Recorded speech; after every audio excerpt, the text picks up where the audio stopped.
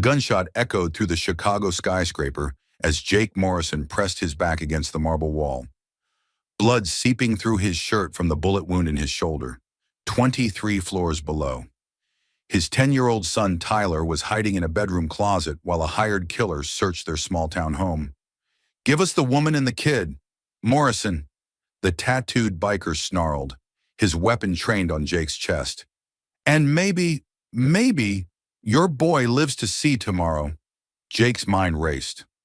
How had a simple act of kindness, rescuing a stranger and her daughter from motorcycle thugs at a gas station, led to this moment? How had he gone from fixing cars in peaceful Cedar Falls, Iowa, to fighting for his life against a billionaire's enemies in a corporate war zone? The truth was more shocking than he could have imagined. The quiet librarian he'd saved wasn't who she seemed. The little girl with the stuffed rabbit was worth more than most countries, and the man hunting them would stop at nothing, not even murdering children, to claim a fortune that could reshape the world. Don't forget to like this story if it kept you on the edge of your seat, and subscribe for more heart-pounding tales of ordinary heroes facing extraordinary odds. The late afternoon sun cast long shadows across the cracked asphalt of Morrison's auto repair, where Jake Morrison wiped grease from his calloused hands with a worn red rag. The familiar scent of motor oil and old coffee hung in the air like a comfortable blanket, mixing with the distant sound of children playing in the neighborhood beyond. At 42, Jake had grown accustomed to the rhythm of small-town life in Cedar Falls, Iowa, a place where everyone knew everyone, and secrets were as rare as fancy cars. He glanced at the clock mounted above his workbench, 4:30 p.m. Time to pick up Tyler from soccer practice. Jake's 10-year-old son would be bouncing with energy, eager to tell his dad about every kick, every play, every moment of the game that had consumed his young world for the past 2 hours. These were the moments Jake lived for now. The simple, uncomplicated joy of being a father. The garage door stood open to catch the autumn breeze, and through it, Jake could see the main street of Cedar Falls stretching toward the highway. Maple trees lined the sidewalks, their leaves just beginning to turn the brilliant oranges and reds that would soon transform the town into a postcard-perfect vision of Midwestern charm. It was peaceful here, predictable in a way that Jake had learned to appreciate after years of chaos. 3 years ago, when Sarah had lost her battle with cancer, Jake thought his world had ended.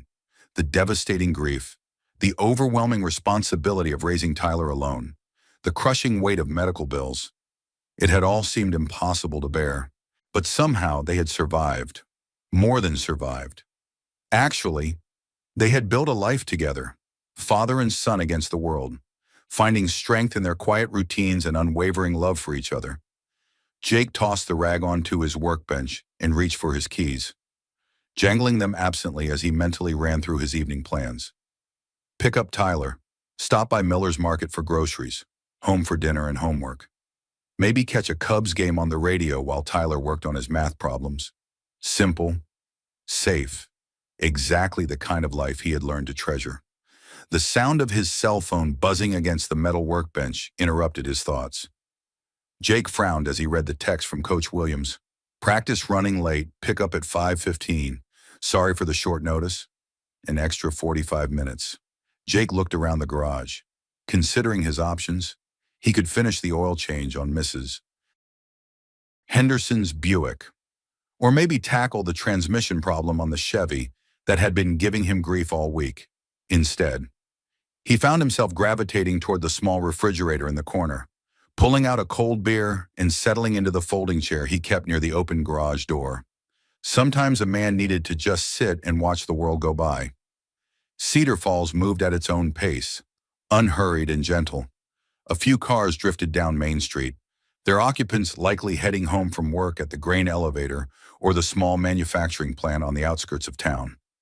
Mrs. Patterson walked her ancient golden retriever past the garage, waving when she spotted Jake. He raised his beer in acknowledgement, earning a disapproving shake of her head that made him chuckle.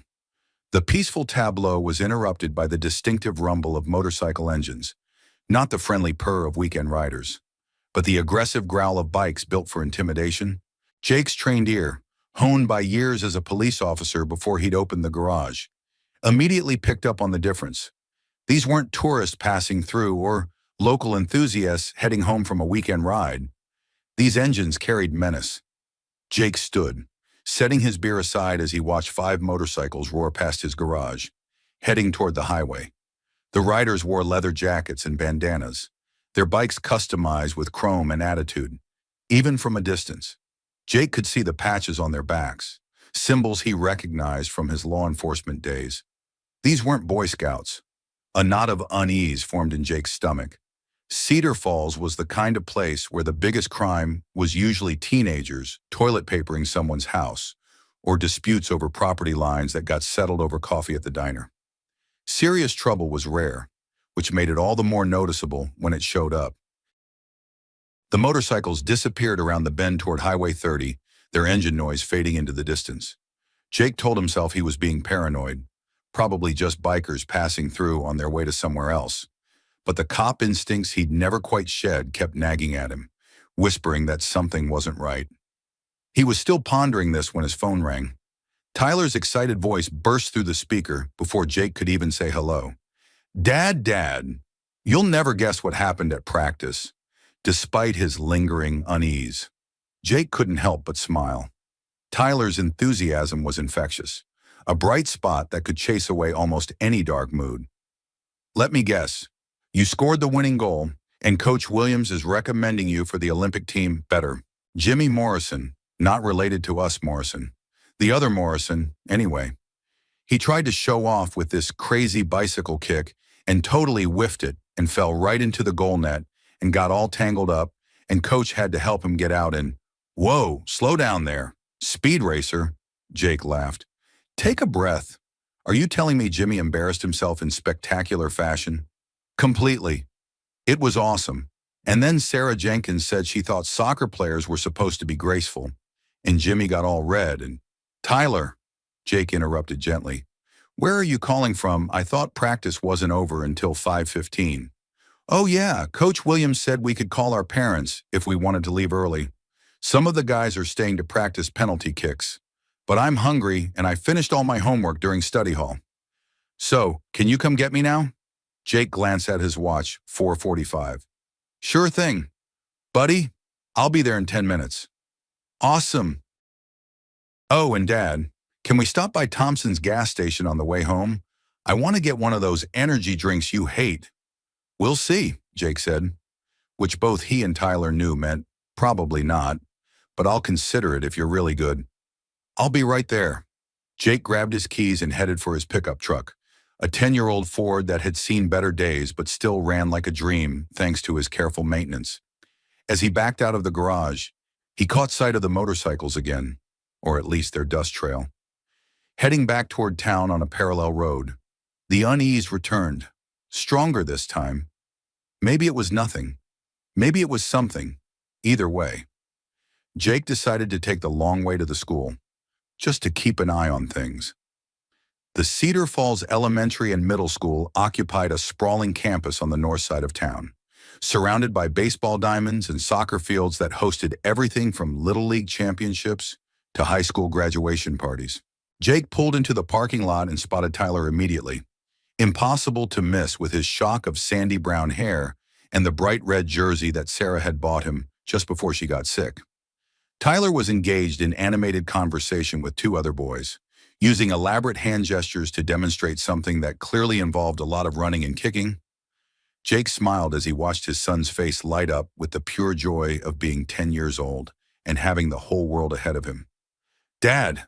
Tyler spotted the truck and came running over, his soccer bag bouncing against his hip. "Did you see the motorcycles? They went past the school like 20 minutes ago. They were so loud, Tommy Richardson said they were probably bank robbers or something. But I told him that was stupid because why would bank robbers come to Cedar Falls? We don't even have a real bank, just that credit union thing." Jake's stomach tightened. "Motorcycles. Yeah, like 5 or 6 of them. They were really loud and kind of scary looking. Not like Mr. Peterson's Harley that he rides to church on Sundays. These were different." "Different how?" Tyler scrunched up his face, trying to find the right words. "I don't know. Meaner, the guys riding them looked like the bad guys in movies. All leather and stuff, and they had these patches on their backs. But I couldn't read what they said. Jake's cop instincts went into high alert. Which way were they headed? Toward the highway, I think. Maybe the gas station, Dad. You're doing that thing where you get all serious and worried. Are they bad guys? Jake forced a smile and ruffled Tyler's hair. Probably just passing through. Buddy, nothing for us to worry about. But even as he said it, Jake was running scenarios in his head.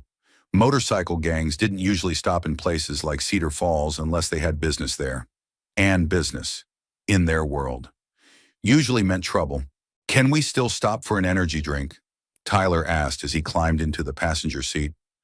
Jake was about to say no, his parental instincts urging him to head straight home and avoid any potential confrontation, when something made him reconsider. Maybe it was the cop in him, or maybe it was simple curiosity, but he found himself nodding. Thompson's gas station it is, but just a quick stop. Thompson's gas station sat at the intersection of Main Street and Highway 30, a strategic location that made it the unofficial gateway to Cedar Falls. It was the kind of place that served as both a fuel stop for travelers and a community gathering spot for locals who came for lottery tickets, coffee, and gossip. The building itself was nothing special, a standard convenience store with 4 gas pumps and a sign that had been promising cold beer and hot coffee for the past 15 years. As Jake pulled into the parking lot, he immediately spotted the motorcycles lined up near the building like a row of mechanical predators. 5 bikes, just as Tyler had said. Each one customized with enough chrome and attitude to make a statement. The riders were nowhere to be seen, which meant they were inside the store. Dad, those are the motorcycles I told you about, Tyler said, his voice dropping to a whisper as if the bikes themselves might hear him. I see them, Jake replied, his eyes scanning the scene with professional precision. The bikes were expensive, not the kind of rides that belonged to petty criminals or weekend warriors. These were serious machines, owned by people who took their outlaw image very seriously. Through the large windows of the convenience store, Jake could see movement inside. 5 figures in leather jackets clustered near the back of the store, their presence dominating the small space behind the counter. Old Ed Thompson looked nervous, his usual friendly demeanor replaced by the tight-lipped expression of a man who wished he was anywhere else. Maybe we should come back later, Tyler suggested, and Jake was proud of his son's instincts. Maybe we should, Jake agreed, but before he could put the truck in reverse, something caught his eye. A woman stood near the ice freezer at the side of the building, partially hidden by the shadows cast by the overhang. She was young, maybe late 30s, with shoulder-length brown hair and the kind of understated elegance that suggested she didn't belong in a roadside gas station any more than the bikers did. She wore jeans and a simple blue sweater. Nothing flashy, but something about her posture screamed tension. Beside her stood a little girl, maybe 8 years old, with blonde curls and a stuffed animal clutched tightly in her arms. The child kept glancing toward the store windows, her big eyes wide with the kind of fear that made Jake's chest tighten with protective instinct. Dad, what's wrong? Tyler asked. Following his father's gaze, Jake watched as one of the bikers emerged from the store, a tall man with a snake tattoo curling around his neck. The man's eyes swept the parking lot with predatory efficiency before settling on the woman and child by the ice freezer. His smile was cold, calculating. Stay in the truck, Jake told Tyler, his voice carrying the tone that meant business. Dad, stay in the truck. Tyler, lock the doors. If anything happens, you call 911 immediately. Jake climbed out of the pickup, his movements casual but purposeful. Years of police training had taught him how to assess a situation quickly, and everything about the scene was wrong. The woman's body language screamed distress. The child was clearly terrified, and the biker approaching them moved with the confidence of a predator who knew his prey couldn't escape. As Jake walked toward the ice freezer, he caught fragments of conversation that confirmed his worst fears. Been looking for you, Tori, the biker was saying, his voice low and menacing. You can't hide forever. I don't know what you're talking about, the woman, Tori, replied. but her voice shook with barely controlled terror. "Oh, I think you do. And I think you're going to come with us. Along with the little princess there." The child, Emma. Jake heard Tori call her, pressed closer to her mother, the stuffed animal in her arms providing the only comfort in a world that had suddenly become very dangerous. Jake had seen enough. Whatever was happening here, whoever these people were, a woman and child were in danger, and that was all he needed to know. "Excuse me," Jake called out, his voice friendly but carrying the unmistakable authority of someone accustomed to being obeyed. "Everything okay over here?" The biker turned, sizing Jake up with the practiced eye of someone who lived by violence. Jake was 6'2" and solidly built, his years of physical labor having maintained the strength he'd developed as a cop. But more importantly, he carried himself with the quiet confidence of a man who had faced danger before and wasn't easily intimidated. "Everything's fine, pal," the biker replied, but his hand moved slightly towards something concealed beneath his leather jacket. "Just having a conversation with an old friend?"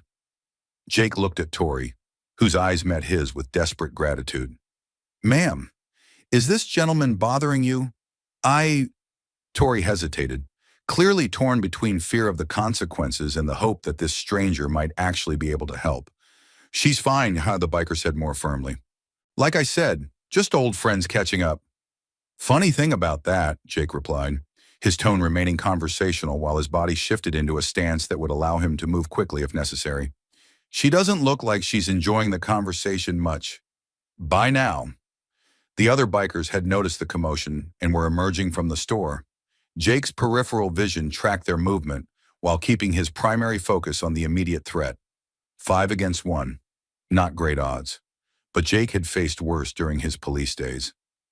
"Mister," Tori said suddenly, her voice barely above a whisper, "please, just take your son and go.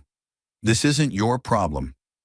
Jake glanced toward his truck, where Tyler's worried face was pressed against the passenger window. His son's safety should be his only concern. The smart thing, the safe thing, would be to walk away, get Tyler out of here, and call the police from a safe distance. But Jake Morrison had never been very good at doing the smart thing when innocent people were in danger. "Actually," Jake said, keeping his voice level while addressing the lead biker, "I think it became my problem the moment you decided to threaten a woman and child in my town." The biker's expression darkened. "Your town, born and raised right here in Cedar Falls. My son goes to school here. I pay taxes here, and I don't much care for strangers who come around intimidating local residents." It was a bluff. Jake had no idea if Tori was actually local or just passing through, but it served its purpose. The claim of territorial authority, even unofficial authority, carried weight in confrontations like this. "Look, hero," another biker said, this one stockier with a jagged scar running down his cheek. "You don't want to get involved in this. Trust me." "Maybe not," Jake agreed. "But here's the thing. I'm already involved. So here's what's going to happen. You gentlemen are going to get on your bikes and ride out of my town. The lady and her daughter are going to be just fine, and everybody goes home happy." The lead biker stepped closer, close enough that Jake could smell leather and motor oil and something else, something dangerous. "And if we don't feel like leaving," Jake smiled, but there was no warmth in it, "then we'll have a problem. And I should probably mention that I used to be a cop. Still know plenty of people in law enforcement. Plus, my truck has a CB radio, and I'd guess that by now. Half the town knows there's strangers causing trouble at Thompson's." It was another bluff. Jake's truck didn't have a CB radio, but the bikers didn't know that. And the truth was, in a town like Cedar Falls, unusual activity did tend to generate attention quickly. The bikers exchanged glances, some silent communication passing between them. Jake could see them weighing their options, considering whether whatever they wanted with Tori was worth the potential complications of a confrontation with local law enforcement. "This isn't over," the lead biker finally said, directing his words at Tori rather than Jake. "You can't hide forever, and next time, your knight in shining armor might not be around." "Next time," Jake replied before Tori could respond, "I'll make sure to have friends with me. Lots of friends, the kind who carry badges. The bikers stared at him for a long moment, then began moving toward their motorcycles. Jake didn't relax until all 5 engines roared to life and the group pulled out of the parking lot, heading back toward the highway. Only then did he turn his full attention to Tori and Emma. "Are you both all right?" he asked gently. Tori nodded, though her hands were still shaking. "Thank you. I don't know what would have happened if you hadn't shown up. Do you want to tell me what that was about?" Tori glanced down at Emma, who was still clinging to her stuffed animal. "It's complicated," Jake nodded. "It usually is. Look, my name's Jake Morrison. That's my son Tyler in the truck over there. We live here in Cedar Falls. If you need help, if you need somewhere safe to go, I'd be happy to assist." "I'm Tori," she replied after a moment's hesitation. "This is Emma, and we should probably go. Where are you staying? Do you have somewhere safe?" Tori hesitated again, clearly torn between caution and the recognition that she might need help. "We have a place, a small house on Elm Street." Jake knew Elm Street, a quiet residential area about 6 blocks from the town center. Modest homes, mostly occupied by retirees and young families. A good place to blend in, assuming that's what Tori was trying to do. "Tell you what," Jake said, "why don't Tyler and I follow you home just to make sure you get there safely?" "You've done enough already. I don't want to impose." "It's not an imposition. It's what neighbors do." The word neighbors seemed to resonate with Tori. She looked at Jake for a long moment, studying his face as if trying to read his intentions. Whatever she saw there must have satisfied her, because she finally nodded. "Thank you. That would be very kind." Jake watched as Tori and Emma climbed into a modest Honda Civic, the kind of unremarkable car that wouldn't draw attention in a town like Cedar Falls. As they pulled out of the gas station parking lot, Jake returned to his truck, where Tyler was practically vibrating with curiosity. "Dad, what happened? Who were those people? Are the lady and the little girl okay? Were those really bad guys? Are we going to follow them home? Is this like a police thing?" "Slow down, buddy," Jake said as he started the engine. "The lady and her daughter are fine. We're just going to make sure they get home safely." "But who were those motorcycle guys? Why were they bothering her?" Jake followed the Honda as it made its way through the quiet streets of Cedar Falls. "I don't know, Tyler. Sometimes people have problems that follow them around. The important thing is that we helped when someone needed help." "Like superheroes," Jake chuckled. "More like good neighbors. But I guess that's kind of the same thing." The house on Elm Street was exactly what Jake had expected. A small, well-maintained bungalow with a neat front yard and flower boxes under the windows. The kind of place where someone could live quietly without drawing attention. Tori pulled into the driveway and got out of her car, walking back to Jake's truck. "Thank you again," she said through his open window. "I really can't tell you how much this means." "No problem at all. Look, here's my card." Jake pulled out one of the business cards from Morrison's Auto Repair. "My home number's on the back. If those guys come around again, or if you need anything at all, don't hesitate to call." Tori took the card, studying it carefully. "Morrison's Auto Repair. So you're a mechanic. Among other things, like I mentioned, I used to be a cop. Still remember how to handle trouble when it shows up. I hope it doesn't come to that. So do I. But if it does, you know where to find me." As Jake and Tyler drove home, Tyler peppered his father with questions about the afternoon's excitement. Jake answered as best he could while keeping the details age-appropriate. But his mind was elsewhere, running through the encounter and trying to piece together what he'd witnessed. Tori wasn't local. That much was clear from her accent and the way she'd seemed unfamiliar with the area. She and Emma were hiding from something, or someone. The bikers had known her name and had been specifically looking for her, which meant this wasn't a random encounter. And whatever the connection was, it was serious enough that grown men were willing to threaten a child to get what they wanted. Jake's protective instincts, both as a former cop and as a father, were in full alert mode. Cedar Falls was his home, his sanctuary, the place where he and Tyler had rebuilt their lives after Sarah's death. The idea that someone might bring danger to their peaceful community didn't sit well with him.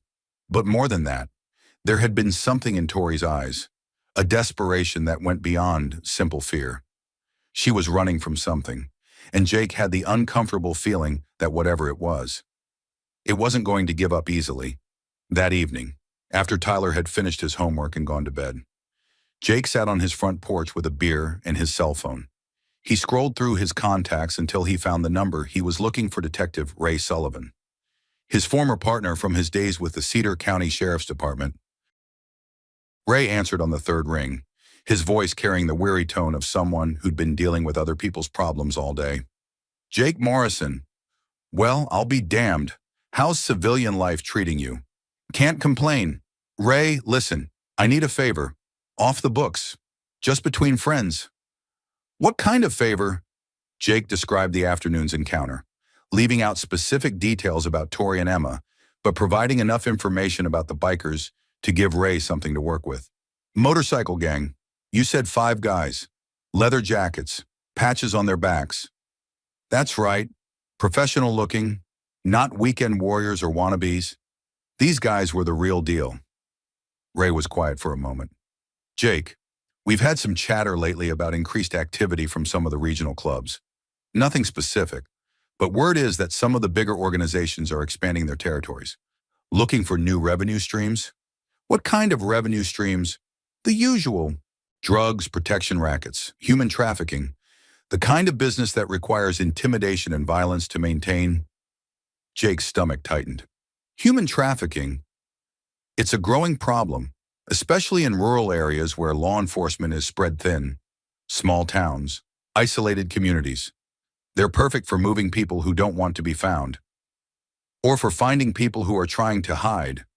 "Exactly, Jake. If you stumbled into something involving organized crime, you need to be careful. These aren't street thugs we're talking about.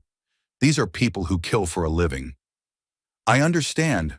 But Ray, if there's a woman and child in danger, then you call the proper authorities and let them handle it. Your hero days are behind you. Remember, you've got Tyler to think about." Jake knew Ray was right, but the advice didn't sit well with him. "Just do me a favor and keep your ears open. Will you, if you hear anything about motorcycle gangs operating in this area, let me know. I'll do what I can. But Jake, promise me you won't do anything stupid. Whatever this is, it's bigger than one small-town mechanic can handle." After hanging up, Jake sat in the darkness of his porch, listening to the quiet sounds of Cedar Falls settling in for the night. Somewhere out there, Tori and Emma were trying to sleep, probably wondering if those bikers would return. And somewhere else, dangerous men were making plans that would bring more violence to his peaceful community. Jake had spent 3 years building a safe, predictable life for himself and Tyler. He'd deliberately chosen simplicity over excitement, peace over adventure. But sometimes, he was learning. Life had other plans. His phone buzzed with a text message. Unknown number. "Thank you again for today. I hope you understand why I can't explain everything. Please be careful. T." Jake stared at the message for a long time before typing back. "You don't owe me any explanations, but if you need help, the offer stands. Stay safe." The response came quickly. "I hope I can." Jake deleted both messages and went inside to check on Tyler, who was sleeping peacefully in his bed, surrounded by soccer trophies and model airplanes. His son's world was still safe, still innocent. Jake intended to keep it that way, but as he settled into his own bed, Jake found himself staring at the ceiling, unable to shake the feeling that the afternoon's encounter was just the beginning. Trouble had come to Cedar Falls, and despite his best intentions to stay out of it, Jake Morrison was already more involved than he wanted to be. The next morning brought the kind of crisp autumn weather that made living in Iowa feel like a blessing. Jake opened the garage early, breathing in air that carried the promise of changing seasons and the comfortable routine of another day's work. Tyler had left for school with his usual boundless energy, chattering about the soccer game scheduled for Saturday and the science project that wasn't due for another 2 weeks, but that he wanted to start immediately. Normal, peaceful, exactly the way Jake liked his life. He was elbow deep in the engine of a 1998 Chevy Silverado when he heard the bell above the garage door chime, signaling a customer. Jake looked up to see a woman silhouetted against the morning light, and for a moment his heart rate quickened as he thought it might be Tori. But as his eyes adjusted, he realized it was Margaret Hoffman, who owned the flower shop downtown and whose ancient Buick had been making concerning noises for the past month. "Morning, Margaret. Finally ready to let me take a look at that transmission." "Oh, Jake, I hate to be a bother, but yes, I think it's time. The poor thing barely made it here this morning." As Jake went through the routine of writing up a work order and discussing the potential problems with Margaret's car, part of his mind kept drifting back to Tori and Emma. He found himself glancing toward the street more often than usual, half expecting to see either the mysterious woman or the threatening bikers from yesterday. Margaret chatted cheerfully about the upcoming Harvest Festival and the new family that had moved into the old Peterson place. But Jake was only half listening until she mentioned something that made his attention snap back into focus. Such a sweet little girl. Too quiet, well-behaved. Nothing like those wild Thompson kids who run around town like heathens. And the mother seems nice enough, though she keeps to herself. I tried to invite her to the church social, but she declined politely. Some people just need time to settle in, I suppose. "Margaret," Jake interrupted gently. "Are you talking about someone specific?" "Oh yes, the new family on Elm Street, the Blackwoods. I think, or was it Brookwood? Something like that. They moved in about a month ago. The little girl comes into my shop sometimes to look at the flowers, but they never buy anything. Not that I mind. Children should be encouraged to appreciate beauty." Jake's pulse quickened. "What do they look like? This mother and daughter?" Margaret's eyes lit up with the enthusiasm of someone who loved to share information. "Well, the mother is quite pretty in an understated way. Brown hair, always dressed simply but nicely, professional looking, if you know what I mean. The little girl has the most beautiful blonde curls you've ever seen, and she carries this stuffed rabbit everywhere she goes." It had to be Tori and Emma, though apparently they were using a different name. Jake wasn't sure whether to be relieved that they seemed to be establishing some kind of normal life in Cedar Falls, or concerned about why they felt the need to use an alias. "Have you seen them around much? Do they seem settled?" Margaret tilted her head, studying Jake with the shrewd eyes of someone who had spent 70 years observing human nature. "Jake Morrison, you wouldn't be asking about them unless you had a reason. Do you know these people?" Jake realized he'd been less subtle than intended. "I might have met them yesterday, just wondering if they're fitting in well." Margaret's expression suggested she wasn't entirely convinced by his casual tone.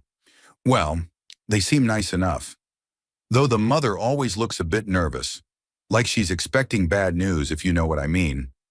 I did see her at the library yesterday evening with the little girl. They stayed until closing time." The library. That was useful information, though Jake wasn't entirely sure why. Maybe Tori was looking for work, or maybe she just wanted a safe, public place to spend time with Emma. Either way, it suggested they were trying to build some semblance of a normal life. Jake finished Margaret's paperwork and promised to have her car ready by the end of the week, after she left. He found himself unable to concentrate on his work. The rational part of his mind insisted that he should leave well enough alone. Tori had made it clear that she could handle her own problems, and Jake had no business inserting himself into a situation he didn't understand. But the cop in him, the part that had spent years protecting people who couldn't protect themselves, kept nagging at him. Those bikers hadn't looked like the type to give up easily. If they'd found Tori once, they could find her again, and next time, there might not be a convenient stranger around to intervene. Jake was still wrestling with these thoughts when his cell phone rang.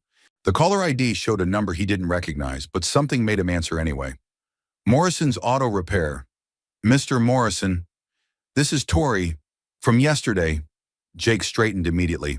"Tori, is everything all right?" I think so. I hope so. I'm calling because I wanted to thank you again, and also because I have a favor to ask." "What kind of favor?" There was a pause, and Jake could hear voices in the background, the quiet murmur of conversation that suggested Tori was calling from a public place. "My car is making a strange noise," she said finally. "I don't know much about cars, and I was wondering if you might be able to take a look at it. I can pay, of course." Jake smiled. It was a perfectly reasonable request, exactly the kind of business call he received several times a week. But something in Tori's tone suggested there was more to it than a simple automotive problem. "Of course. When would be convenient for you? Would this afternoon work around 2 o'clock? I'm sorry for the short notice. But 2 o'clock is fine. Do you want to bring it by the garage? Or would you prefer if I came to you?" Another pause. "Actually, would it be possible for you to come to me? I'm at the library on Main Street. The car's in the parking lot." "No problem. I'll see you at 2. Thank you, Mr. Morrison. Really, for everything." Jake spent the rest of the morning working on routine repairs, but his mind kept drifting to the upcoming appointment. Meeting at the library seemed like an odd choice if Tori simply needed mechanical work done. Public places were safe, but they were also places where conversations could be overheard. Unless, of course, safety was exactly what Tori was looking for. At 1:45, Jake loaded his portable toolbox into his truck and drove the 6 blocks to the Cedar Falls Public Library. The building was a source of community pride, a beautiful Carnegie library built in 1902 that had been lovingly maintained and updated over the decades. Jake had spent countless hours there as a child, and later as a teenager researching papers for school. It was the kind of place that represented everything good about small-town life. Tori's Honda was easy to spot in the small parking lot. Jake pulled up beside it and was climbing out of his truck when the library's front door opened and Tori emerged, followed by Emma clutching her stuffed rabbit, in daylight, without the stress and fear of yesterday's encounter. Jake could see that Tori was younger than he'd initially thought, probably closer to 35 than 40. She moved with the kind of careful grace that suggested good breeding and education, but there was a wariness in her eyes that spoke of recent hardships. Emma, meanwhile, was exactly the kind of little girl who would capture hearts wherever she went. Her blonde curls caught the afternoon sunlight, and despite everything she'd been through, there was still a spark of curiosity and intelligence in her blue eyes. "Mr. Morrison," Tori said as he approached, "thank you so much for coming." "Jake, please. And it's no problem at all." He smiled at Emma. "And how are you doing today, Miss Emma?" Emma looked up at her mother as if asking permission before responding. "I'm okay. Mommy says you helped us yesterday." "Your mom and I helped each other," Jake replied diplomatically. "That's what neighbors do." "Are we neighbors now?" Emma asked with the directness that only children could manage. "I guess we are," Jake said, glancing at Tori. "If you're planning to stay in Cedar Falls for a while." "We're taking things one day at a time," Tori replied carefully. Jake nodded and turned his attention to the Honda. "So what kind of noise is your car making?" "For the next 20 minutes. Jake performed a thorough inspection of Tori's vehicle. It was in excellent condition, well-maintained, clean, and showing no signs of any mechanical problems whatsoever. The engine ran smoothly, the belts and hoses looked new, and every fluid level was exactly where it should be. "Well," Jake said finally, wiping his hands on a rag, "I've got good news and bad news. The good news is that there's absolutely nothing wrong with your car. The bad news is that you didn't really need a mechanic." Tori's cheeks reddened slightly. I'm sorry, I know I should have been more direct." "Should have been more direct about what?" Tori glanced around the parking lot, then back at Jake. "Would you mind if we talk privately for a few minutes, Emma? Sweetheart, why don't you go back inside and look at the picture books we found earlier?" Emma nodded and skipped back toward the library, her stuffed rabbit bouncing beside her. Jake watched her go, then turned back to Tori. "What's really going on here?" "Tori." She took a deep breath, as if steeling herself for a difficult conversation. "I needed an excuse to see you again, to talk to you without Emma hearing everything." "I'm listening." "Those men yesterday, they're not going to give up. I know them, or at least I know the kind of people they work for. They'll be back, And next time, they might not be so easily discouraged. Jake leaned against his truck, studying her face. Who are they? Tori. And why are they looking for you? It's complicated. Most things worth talking about are... Tori seemed to wrestle with herself for a moment, then made a decision. They work for my ex-husband. He's not a good man. Jake, he has connections to some very dangerous people, and he's determined to find Emma and me. Why are you in some kind of custody dispute? Something like that. Tori's voice carried a bitterness that suggested the reality was much darker than a simple custody battle. Richard, my ex-husband, he doesn't like losing, and when I left him, I took the one thing he considers his property. Emma. Tori's voice broke slightly on her daughter's name. He doesn't love her. Jake, I'm not even sure he's capable of love, but she represents control and power and a way to hurt me. So he'll do whatever it takes to get her back. Jake felt a familiar anger building in his chest. The same rage he'd felt as a cop when confronted with men who use their power to hurt the innocent. Have you gone to the police filed for a restraining order? Tori laughed, but there was no humor in the sound. Richard Sterling is a very powerful man with connections throughout the legal system. A restraining order would be meaningless, and involving the police would just tell him exactly where to find us. Sterling, Jake frowned. The name was familiar, though he couldn't quite place it. Where have I heard that name before? Probably the news. He's involved in politics, business, things like that. The kind of man who always gets what he wants. Not always, Jake said firmly. Yesterday, he didn't get what he wanted. Yesterday was different. You caught them off guard, and they weren't prepared for a confrontation. But they'll be back.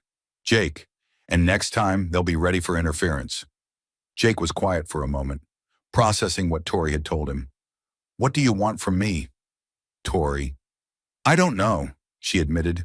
Maybe just to know that if something happens, if they find us again, there's someone in this town who knows the truth about what's going on. And what is the truth? Tori hesitated, then shook her head.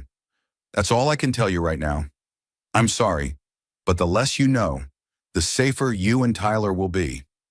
Jake studied her face, reading the fear and desperation that she was trying so hard to hide, whatever the full story was.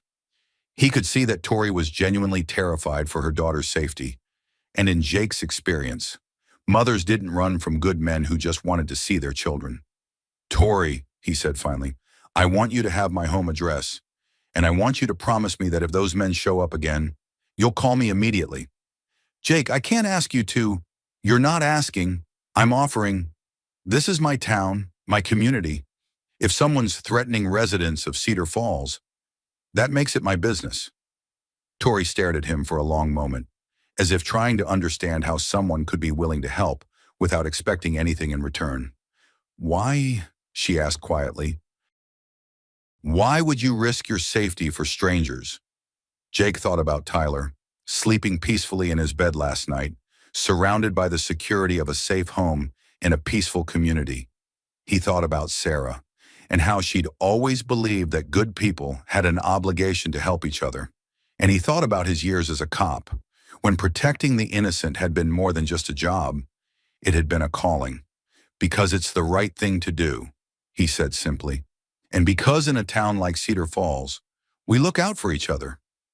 Tori's eyes filled with tears that she quickly blinked away. Thank you. Emma came running back out of the library, her face bright with excitement. Mommy Mrs. Jenkins says they have story time every Wednesday afternoon, and kids can bring their stuffed animals. Can Mr. Rabbit come to story time? We'll see, sweetheart, Tori replied, her voice carefully controlled. Jake knelt down to Emma's level. You know what? Emma's story time sounds like fun. My son Tyler likes books too. Maybe you'll meet him sometime. Does he have a stuffed animal? Jake chuckled. Not anymore, but he's got a pretty impressive collection of soccer balls and model airplanes. I like airplanes too, Emma said seriously, especially the big ones that go across the ocean. Something in the way she said it made Jake glance at Tori, who had gone very still. Across the ocean. Had they traveled internationally? Were they running from something even bigger than an abusive ex-husband? Emma, Tori said quickly, we should probably get going. Mr. Morrison has work to do. Jake stood and pulled out one of his business cards, writing his home address on the back. Like I said, if you need anything at all, don't hesitate to call. Tori took the card, holding it like it was something precious. Thank you, Jake, for everything. As Jake watched them drive away, he found himself more curious than ever about Tori's real story. Richard Sterling, the name was definitely familiar, though Jake still couldn't place it exactly.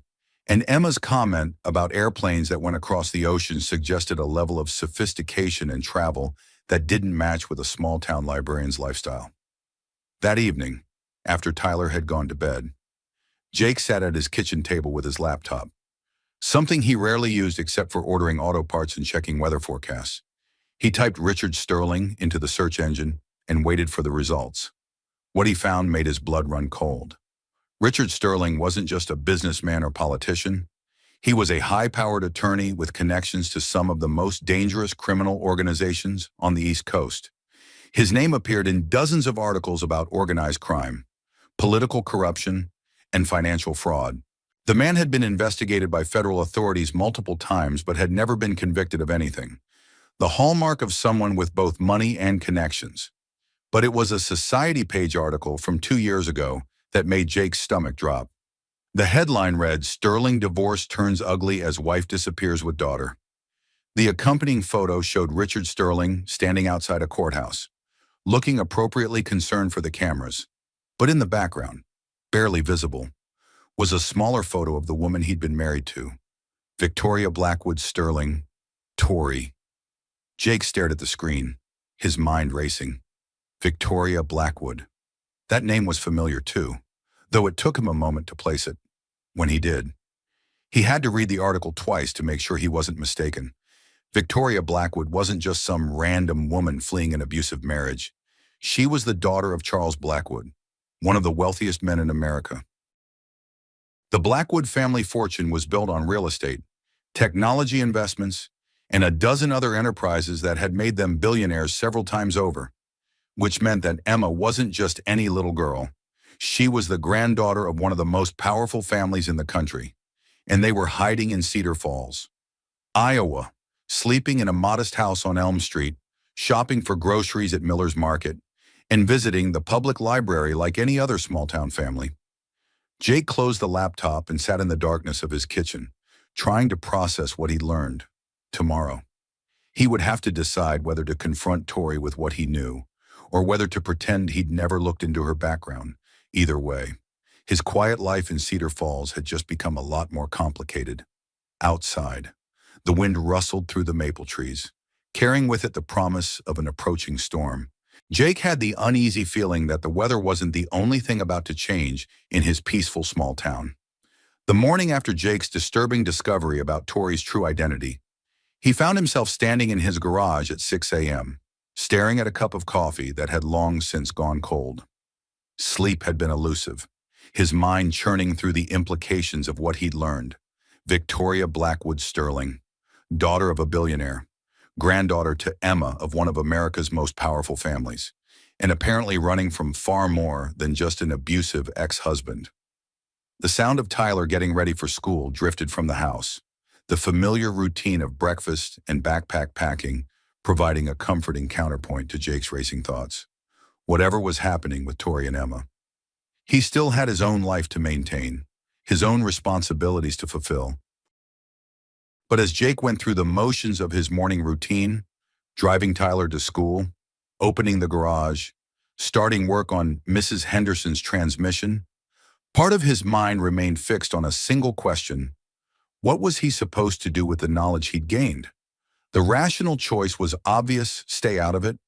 Tori had made it clear that she could handle her own problems, and Jake had no business involving himself in the affairs of billionaire families and high-powered attorneys. He was a small-town mechanic with a 10-year-old son to raise. Getting mixed up in whatever dangerous game the Sterlings and Blackwoods were playing could only bring trouble to his doorstep. But Jake Morrison had never been particularly good at making the rational choice when innocent people were in danger. He was still wrestling with these thoughts when his cell phone rang just after 10 a.m. The caller ID showed a local number he didn't recognize. Morrison's Auto Repair. Jake, it's Tori. Her voice was tight with barely controlled panic. I'm sorry to bother you, but I need help. Jake immediately set down his wrench and gave her his full attention. What's wrong? They're back. The men from yesterday. I saw them driving through town about 20 minutes ago, and now they're parked across the street from the library. I'm inside with Emma, but I don't know what to do. Jake's jaw clenched. Have they approached you? Not yet, but they're just sitting there, watching. I think they're waiting for us to come outside. Okay, listen to me carefully. Stay exactly where you are. Don't leave the building. Don't go near any windows where they can see you clearly. I'm on my way. Jake, I can't ask you to. You're not asking. I'm coming. Give me 10 minutes. Jake grabbed his keys and was heading for his truck when his phone rang again. This time, the caller ID showed Ray Sullivan's number. Ray, I can't talk right now. Jake, shut up and listen to me. Ray's voice carried the urgent tone of a cop delivering life or death information. Those bikers you asked me about yesterday, I just got word from the state police that they're part of a crew working for some high-end clients. We're talking organized crime, human trafficking, the works. Jake's blood ran cold. What kind of high-end clients? The kind with enough money to hire professional muscle for jobs that can't be traced back to them. Jake, if these guys are in Cedar Falls looking for someone specific, that someone is in serious danger. How serious? Dead serious. These aren't the kind of people who take no for an answer, and they don't leave witnesses. Jake reached his truck and climbed behind the wheel, his mind racing. Ray, I need backup at the library. Right now. What the hell are you talking about? The woman I told you about yesterday, the one they were bothering at the gas station. They're back, and they've got her cornered at the library. Jesus Christ, Jake. Call 911 and stay the hell away from there. Can't do that. Ray, there's a kid involved. Then call the state police. Call the FBI. Call anybody with more firepower than a small-town mechanic. No time. Jake started the engine and pulled out of the garage. Ray, I need you to do me a favor. If something happens to me, make sure Tyler is taken care of and look into Richard Sterling. Find out everything you can about him and his connections. Jake, don't you dare hang up on me, Jake. But Jake had already ended the call, his full attention focused on the 5-minute drive to the library as he turned onto Main Street. He could see the motorcycles parked across from the Carnegie Building, 5 dark shapes that radiated menace even from a distance. Jake parked his truck a block away and approached on foot. Using the cover of other buildings to observe the scene, the bikers were still there, but they weren't just sitting passively anymore. 2 of them had dismounted and were walking around the library building, clearly looking for alternative exits or vulnerabilities. They were planning something, and Jake didn't intend to wait around to find out what it was. He pulled out his cell phone and dialed Tori's number. Jake, she answered on the first ring, her voice barely above a whisper. I'm here. Where exactly are you inside the building? The children's section, in the back. Emma's reading, but she knows something's wrong. Are there other people in the library? A few. Mrs. Jenkins is at the front desk, and there are 2 other patrons browsing the adult fiction section. Jake thought quickly. The presence of other people was both good and bad. Good because it meant witnesses. Bad because it meant more potential victims if the situation escalated. Tori, I need you to listen carefully. I'm going to create a distraction that will draw their attention away from the library. When I do, I want you to take Emma and exit through the back door. My truck is parked on Elm Street, behind Miller's Market. Can you get there? I think so, but Jake, no arguments. The moment you hear commotion out front, you move, and Tori, whatever happens, don't look back. Just get to the truck and wait for me there. What are you going to do? Jake smiled grimly. Something stupid. Probably. He hung up and studied the scene one more time. 5 bikers, all of them bigger and presumably better armed than one small-town mechanic. Not great odds, but Jake had faced worse during his police days. The key was not to fight them. The key was to disrupt their plans and give Tori and Emma a chance to escape. Jake walked back to his truck and pulled out the tire iron he kept behind the seat. It wasn't much of a weapon, but it was better than nothing. More importantly, he retrieved the emergency flare he kept in the glove compartment for roadside emergencies. Sometimes the best distraction was the most obvious one. Jake approached the motorcycles from behind, using parked cars for cover until he was close enough to act. The two bikers who had been reconnoitering the library were now back with their companions. All five of them focused on the building's front entrance, moving quickly but quietly. Jake positioned himself behind the line of motorcycles and lit the emergency flare. The bright red flame and acrid smoke immediately filled the air, and Jake tossed it directly onto the seat of the nearest bike before stepping back into the shadows. The reaction was immediate and exactly what Jake had hoped for. The bikers turned as one toward their motorcycles, shouting and cursing as they saw the flare burning on the leather seat.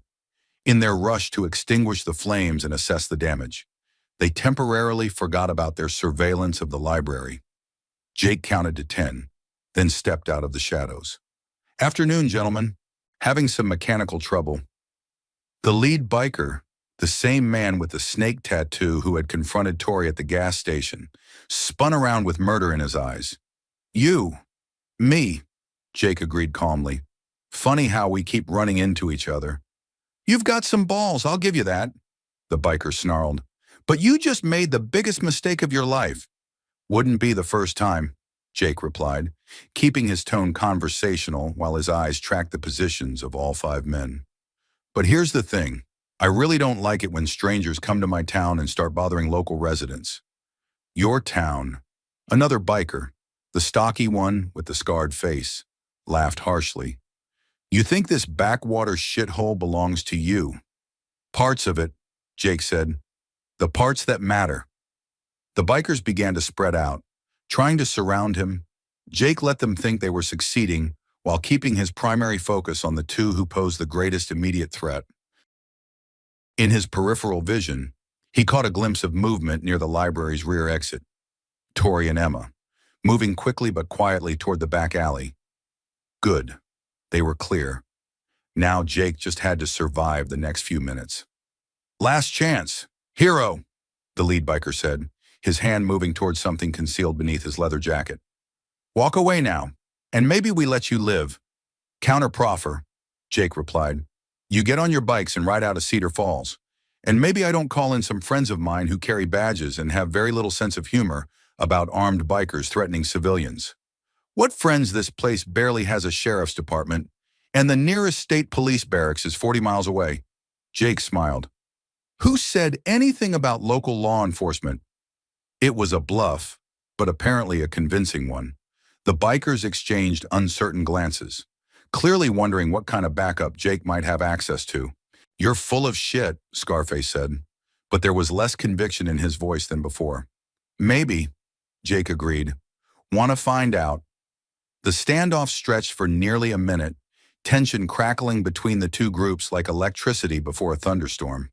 Jake could feel sweat beating on his forehead despite the cool autumn air, but he kept his expression calm and confident.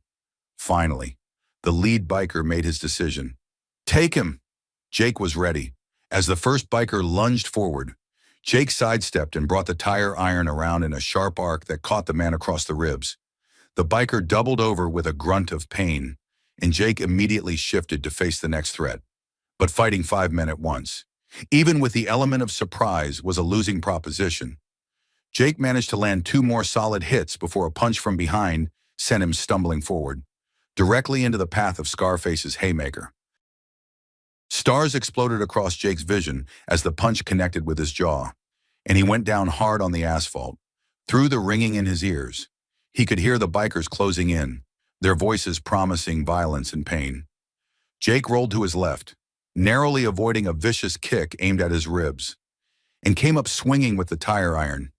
He caught one of the bikers across the knee, sending the man crashing into the side of a parked car. But before Jake could press his advantage, someone grabbed him from behind. "Hold him!" the lead biker snarled, pulling out a wicked-looking knife. "I want him to see this coming." Jake struggled against the arms holding him, But the biker behind him was strong and had leverage. As the knife-wielding leader approached, Jake found himself thinking about Tyler, hoping his son would understand why his father had made the choices he'd made. The sound of sirens in the distance changed everything. The lead biker froze, his head turning toward the approaching wail of emergency vehicles. "Shit!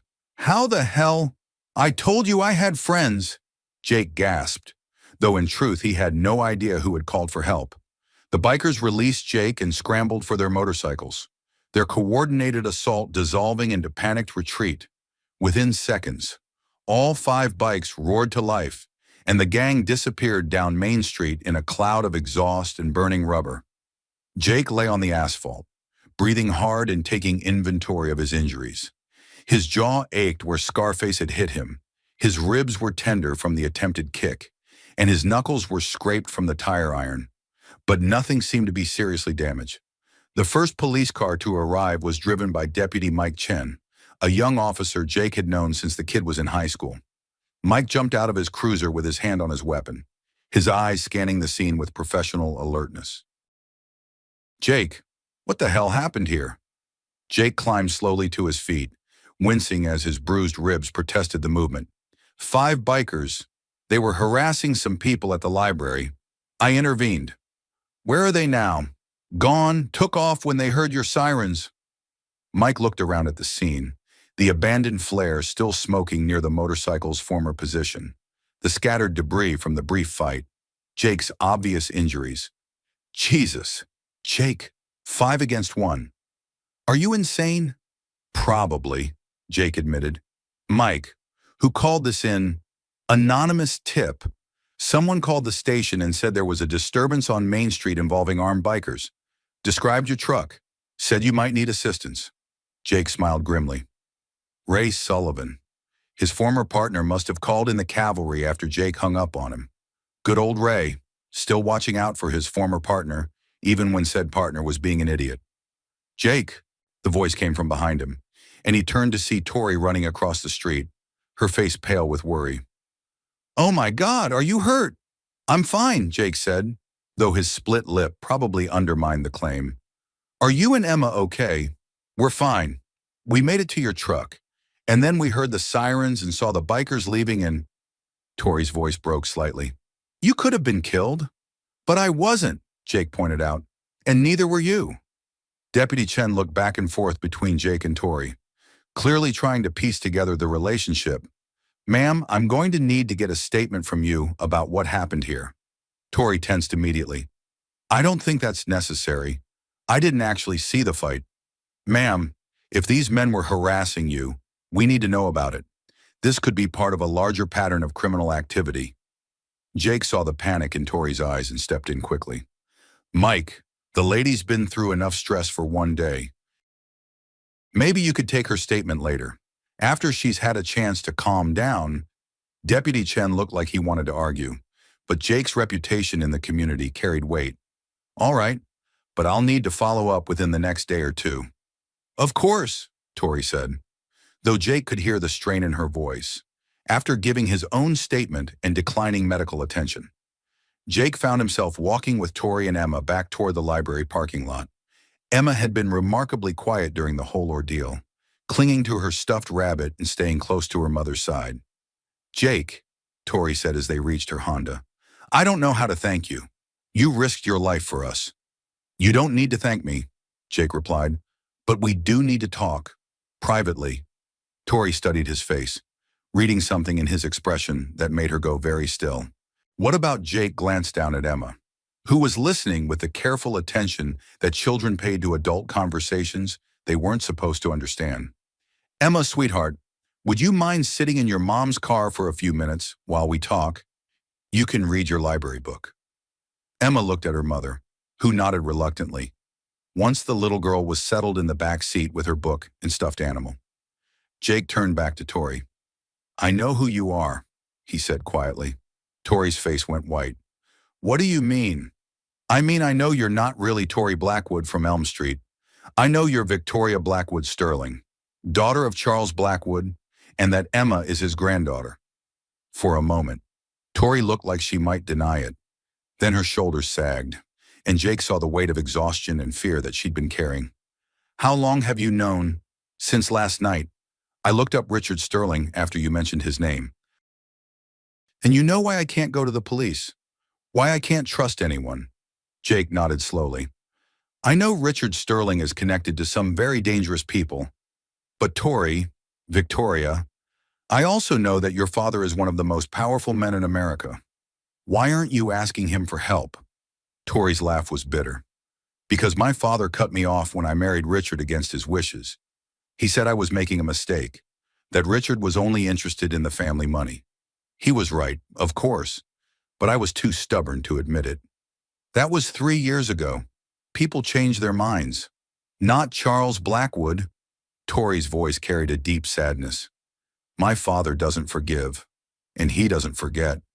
When I chose Richard over his advice, I chose to leave the family. There's no going back. Jake studied her face, reading the pain and regret that she tried so hard to hide. What if you're wrong?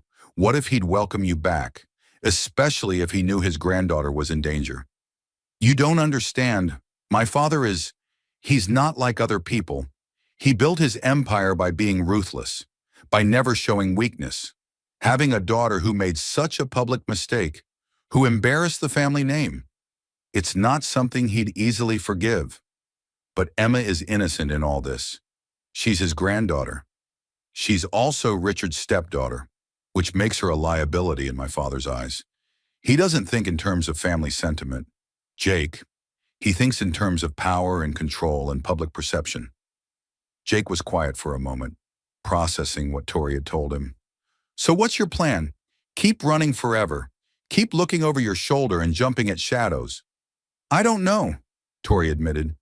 I've been taking it one day at a time, trying to keep Emma safe and hoping that eventually Richard will get tired of the chase. Men like Richard Sterling don't get tired.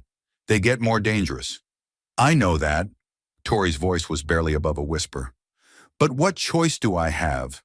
Jake looked through the car window at Emma, who was absorbed in her book, blissfully unaware of the adult conversation happening just outside. Such a bright, innocent child, caught up in a game she didn't understand and couldn't control. There might be another choice, Jake said slowly. What do you mean? I mean, maybe it's time to stop running and start fighting back. Tori shook her head immediately. Jake, you don't understand what you're suggesting. Richard has resources, connections, power that you can't imagine. Going up against him would be suicide. Maybe, or maybe he's been getting away with things for so long that he's gotten careless. Maybe what he needs is someone willing to stand up to him. Someone like you. Someone like us, Jake corrected. Tori, you're not just some random woman on the run. You're Charles Blackwood's daughter. That has to mean something.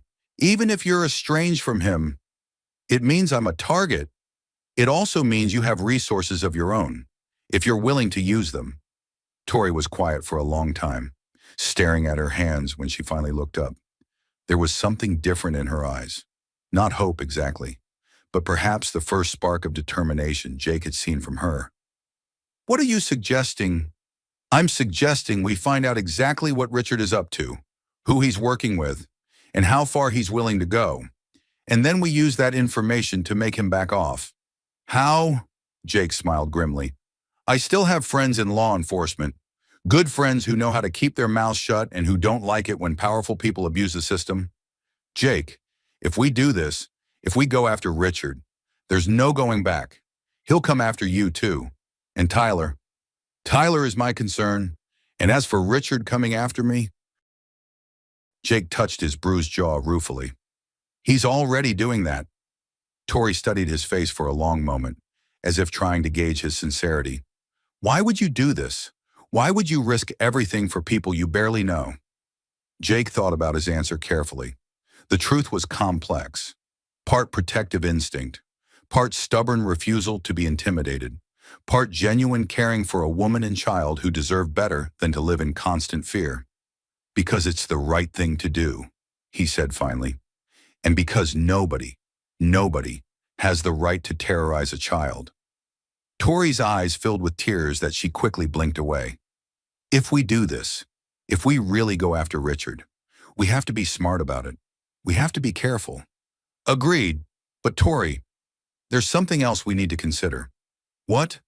Your father. If we're going to take on Richard Sterling, we might need Charles Blackwood's help.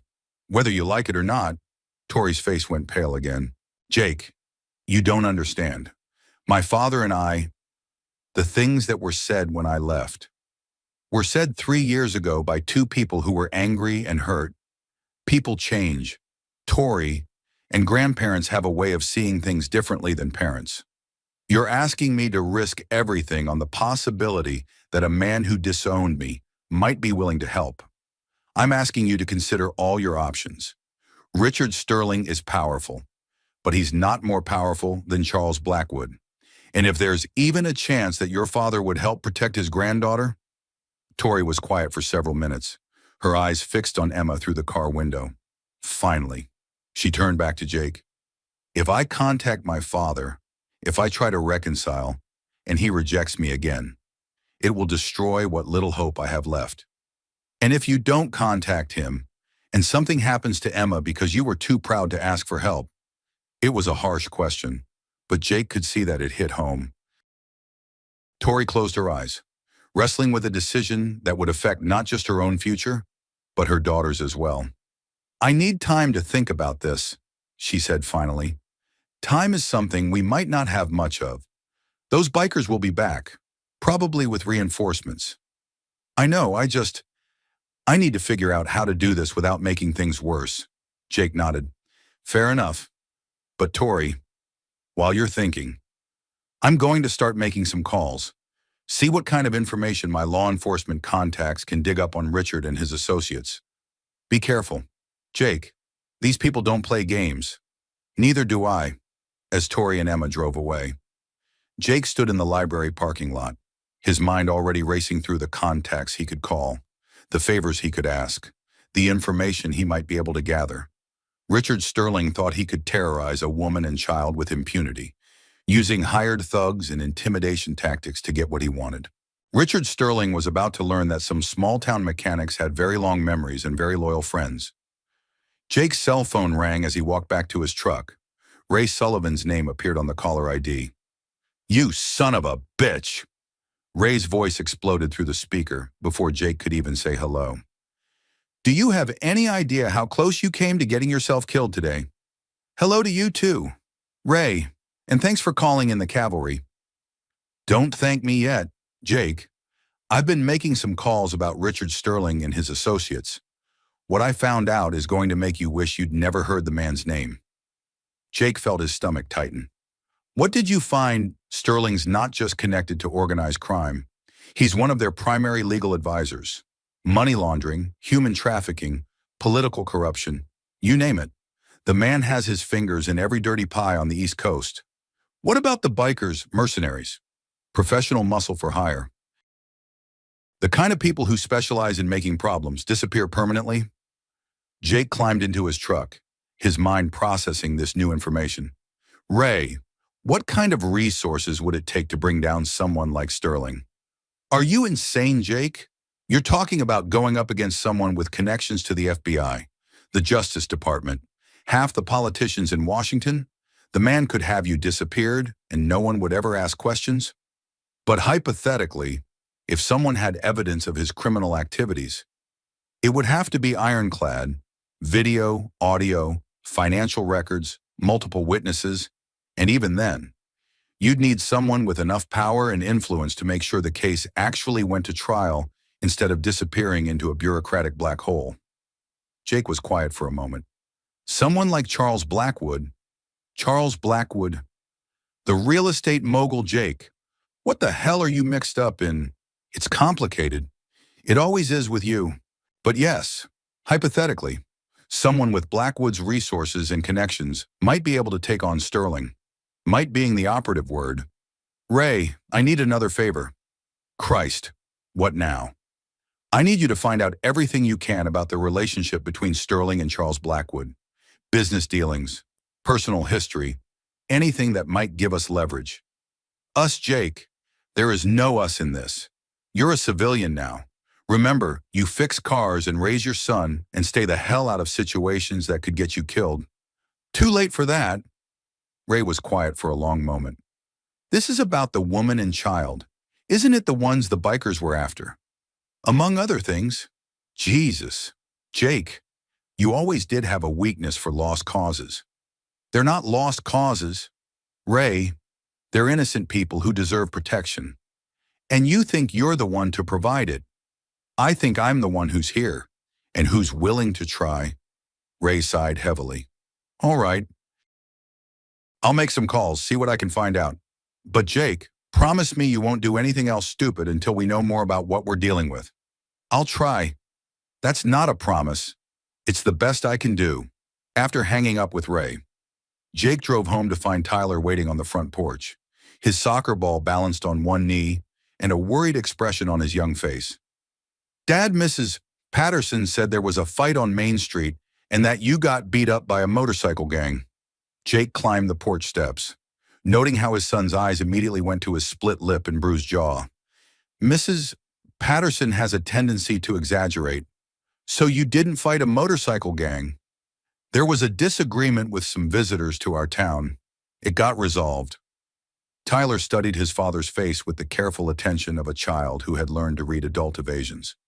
Dad, are we in trouble? It was a simple question that deserved an honest answer. Jake sat down on the porch steps beside his son, choosing his words carefully. There are some people who aren't very nice who might be causing problems in Cedar Falls. I'm trying to help make sure they don't hurt anyone. Like the police. Sort of. But Tyler, I need you to promise me something.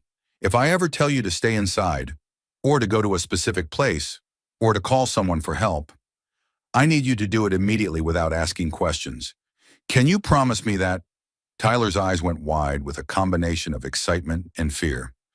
Are we like secret agents now, despite everything? Jake smiled. No, buddy, we're just ordinary people trying to do the right thing. But sometimes that can be a little dangerous. Is that why Mom used to worry about you when you were a policeman? The question hit Jake like a physical blow. Sarah had worried constantly about the dangers of police work, and Jake had always tried to reassure her that he was careful, that he could handle whatever situations arose.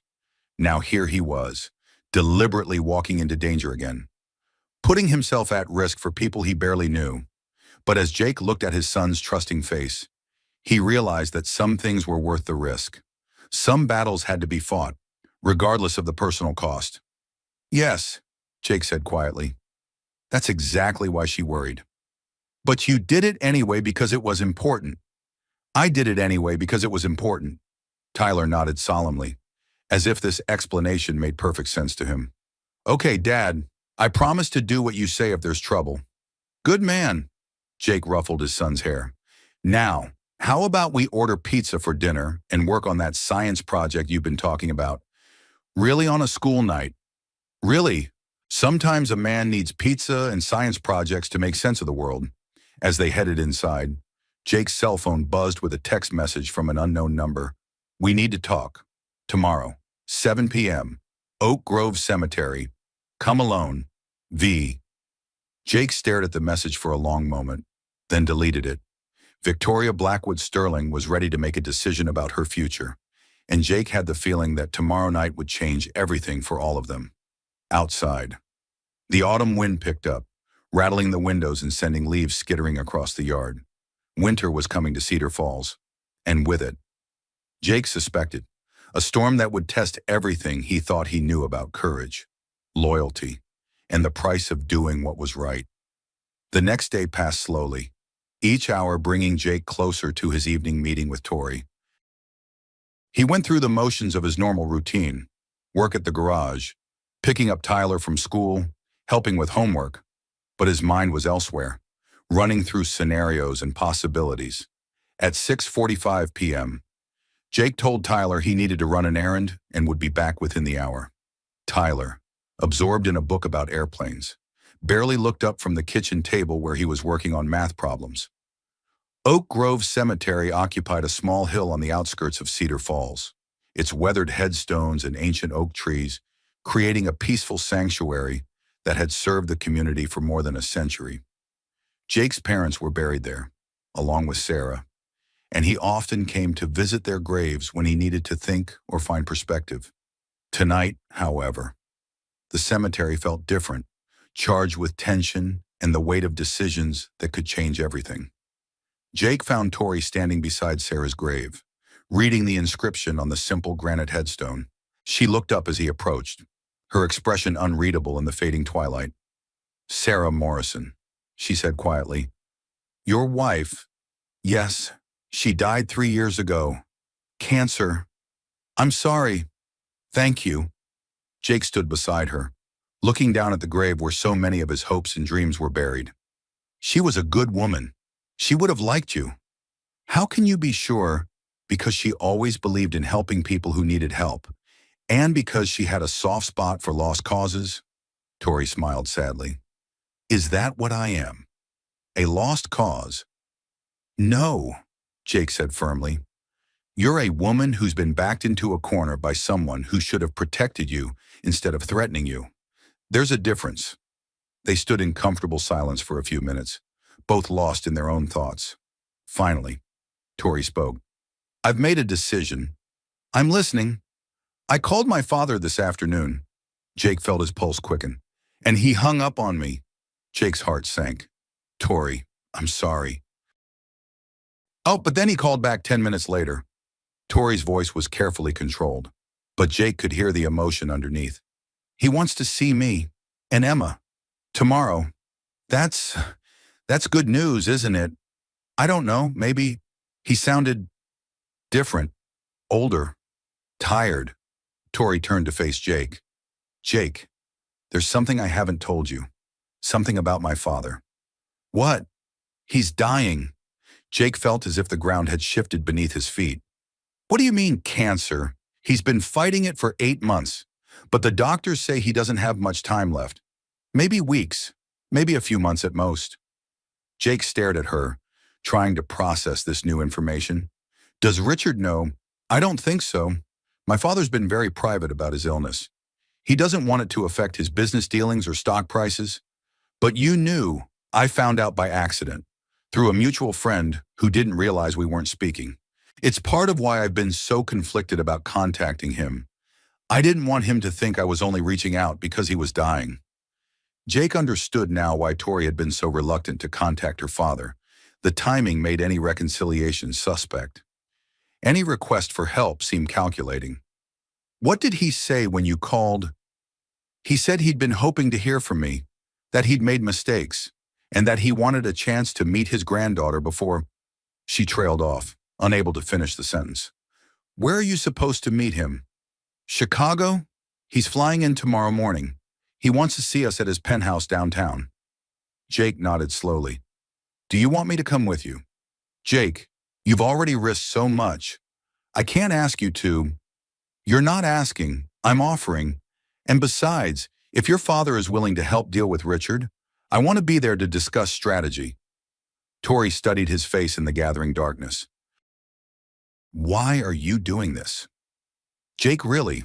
It was the same question she'd asked before. But this time Jake had a different answer.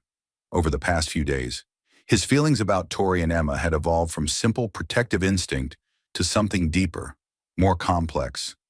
"Because I care about you," he said simply. "Both of you. Because Tyler likes Emma, and she makes him smile in a way he hasn't smiled since his mother died. Because you're good people who deserve better than to live in fear." And Jake smiled ruefully. "And because I think I'm falling in love with you, which probably makes me the biggest fool in Cedar Falls." Tori's breath caught. "Jake, I know it's crazy. I know we've only known each other for a few days. And I know you've got enough problems without adding a small-town mechanic's feelings to the mix. But you asked for honesty, and that's as honest as I can be." For a long moment, neither of them spoke.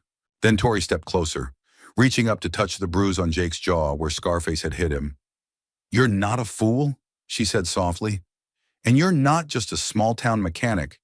You're the bravest man I've ever met." "Tori." She silenced him by standing on her tiptoes and kissing him gently. It was a soft, tentative kiss that tasted of hope and possibility and the promise of something worth fighting for. When they broke apart, Jake rested his forehead against hers, breathing in the scent of her hair and marveling at how completely his life had changed in just a few days. "So," he said quietly, "Chicago tomorrow." "Chicago tomorrow," she agreed. "Jake, are you sure about this once we involve my father? There's no going back.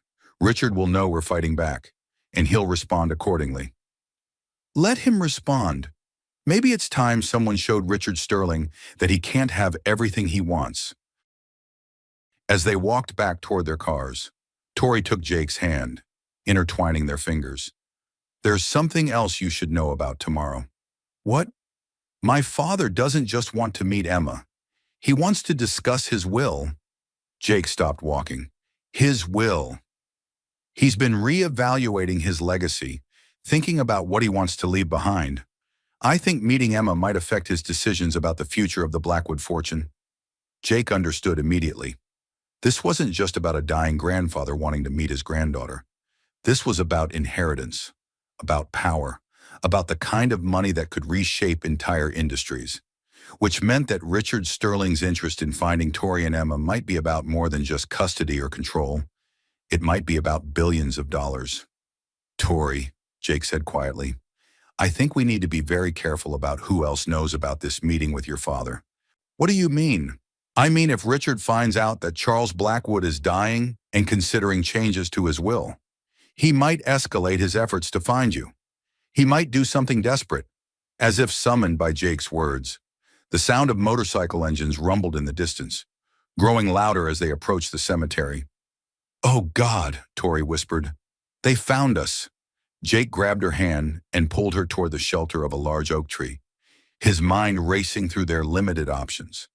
The cemetery had only one entrance, which meant the bikers could easily block their escape route, and this time, there would be no convenient police sirens to save them. "Tori," Jake said urgently, "do you have your phone?" "Yes." "Call 911. Tell them there's a disturbance at Oak Grove Cemetery and that civilians are in danger." "What about you?" Jake looked toward the cemetery entrance, where headlights were now visible through the trees. "I'm going to buy us some time." "Jake, don't." But Jake was already moving, using the headstones and monuments for cover as he made his way toward the approaching threat. Behind him, he could hear Tori whispering urgently into her phone, calling for help that might arrive too late. The motorcycles stopped near the cemetery entrance, their engines falling silent in unison. Jake counted 5 headlights, which meant the same crew as before, but this time, he suspected, they wouldn't be content with just a beating. Jake's hand closed around a large piece of broken concrete that had fallen from one of the older monuments. It wasn't much of a weapon, but it was better than nothing. From his hiding place behind a weathered angel statue, Jake watched as the bikers dismounted and began moving through the cemetery with military precision. They weren't just looking for Tori and Emma. They were hunting. Jake's cell phone buzzed with a text message. He glanced at the screen and felt his blood run cold. "We know you're here. Morrison. Give us the woman and the kid, and maybe you live through this." They had his number, which meant they knew who he was, where he lived, and probably everything else about his life in Cedar Falls, including the fact that he had a 10-year-old son at home. Jake typed back quickly, "Touch my son and I'll kill you all." The response came immediately, "Then you better cooperate." Jake closed his eyes, fighting down the panic that threatened to overwhelm him. Tyler was safe at home, working on homework and probably wondering when his father would return from his errand. But if these men knew about Tyler, knew where to find him— A branch snapped somewhere to Jake's left, and he turned to see one of the bikers moving carefully between the headstones, scanning the shadows for any sign of movement. The man was maybe 20 feet away and closing. Jake gripped the concrete fragment tighter, waiting for the right moment. He would have one chance to take the man down quietly, and if he missed— The biker passed within arm's reach of Jake's hiding place, his attention focused on the area near Sarah's grave, where Jake and Tori had been standing earlier. Jake rose silently from behind the angel statue and brought the concrete down on the back of the man's skull. The biker dropped without a sound. Jake quickly searched the unconscious man's pockets, finding a cell phone, a knife, and something that made his blood freeze. A photograph of Tyler walking out of Cedar Falls Elementary School. They weren't just threatening his son, they were already watching him. Jake pocketed the knife and the phone, then began moving toward the area where he'd left Tori. He had to get her out of here, had to get home to Tyler, had to, going somewhere. Hero. Jake spun around to find himself face to face with the lead biker, the one with the snake tattoo. The man was pointing a gun at Jake's chest, his finger on the trigger. Funny thing about cemeteries, the biker said conversationally. Perfect place to bury someone where they'll never be found. Where's your friend? Jake asked, nodding toward the spot where he'd left the unconscious biker. What friend? Jake realized with growing horror that there hadn't been 5 bikers this time. There had been 6, and one of them was no longer at the cemetery. One of them was on his way to find Tyler. Jake's world narrowed to a single, crystalline moment of absolute clarity. The gun pointed at his chest, the sneering face of the tattooed biker, the distant sound of Tori calling his name. All of it faded into background noise as one terrible truth burned through his consciousness like wildfire. Tyler was alone. Tyler was in danger. And Jake was trapped in a cemetery with a gun aimed at his heart. I can see the wheels turning in your head. Morrison, the biker said with obvious satisfaction. Yeah, that's right. By now my partner's probably knocking on your front door, having a nice chat with your boy about where Daddy went tonight. Jake's hand tightened around the knife he'd taken from the unconscious biker. But the angle was wrong, the distance too great. He'd never reach the gunman before the trigger was pulled. What do you want? Jake asked, his voice steady despite the rage building inside him. Same thing we've always wanted. The woman and the kid. You hand them over, and maybe, your son lives to see tomorrow. And if I don't, the biker's smile was cold as winter. Then Cedar Falls loses its favorite mechanic and gains another tragic story about a single father who couldn't protect his child. Jake felt something break inside him. Not fear, not despair, but the last restraint that had been holding back the violence he'd learned to control during his years as a cop. These men had made the fatal mistake of threatening Tyler, and that was a line that could never be uncrossed. You made one mistake, Jake said quietly. What's that? You should have brought more men. Jake dove sideways just as the biker pulled the trigger, the gunshot echoing through the cemetery like thunder.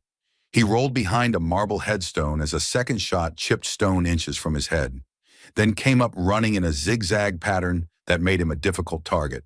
Behind him, he could hear Tori screaming his name, but Jake's attention was focused entirely on reaching his truck and getting home to Tyler.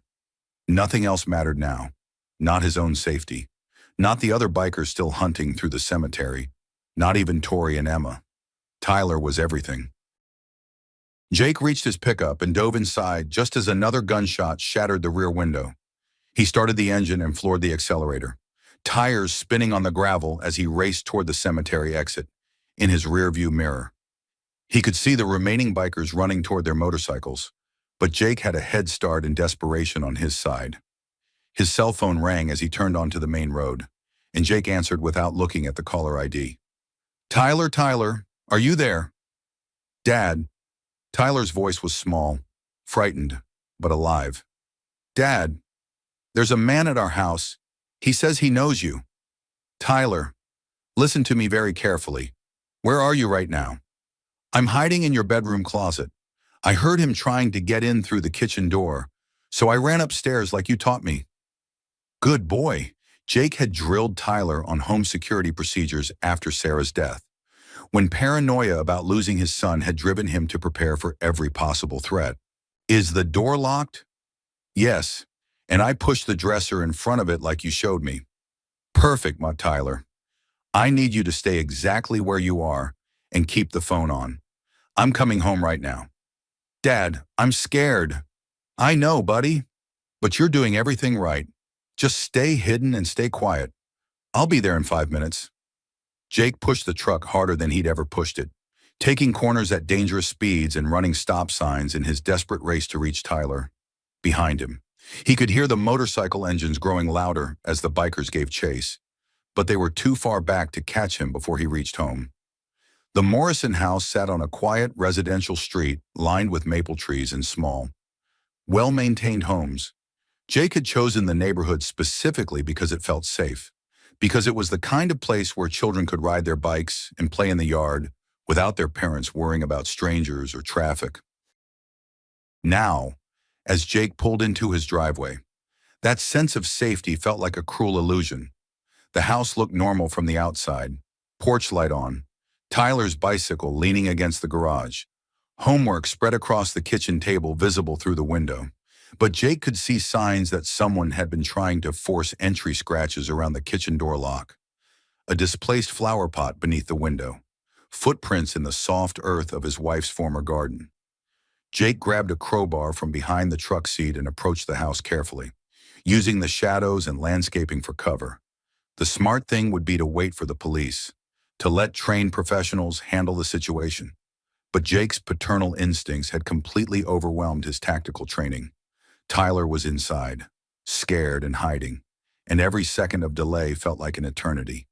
Jake circled the house, checking windows and doors for signs of forced entry.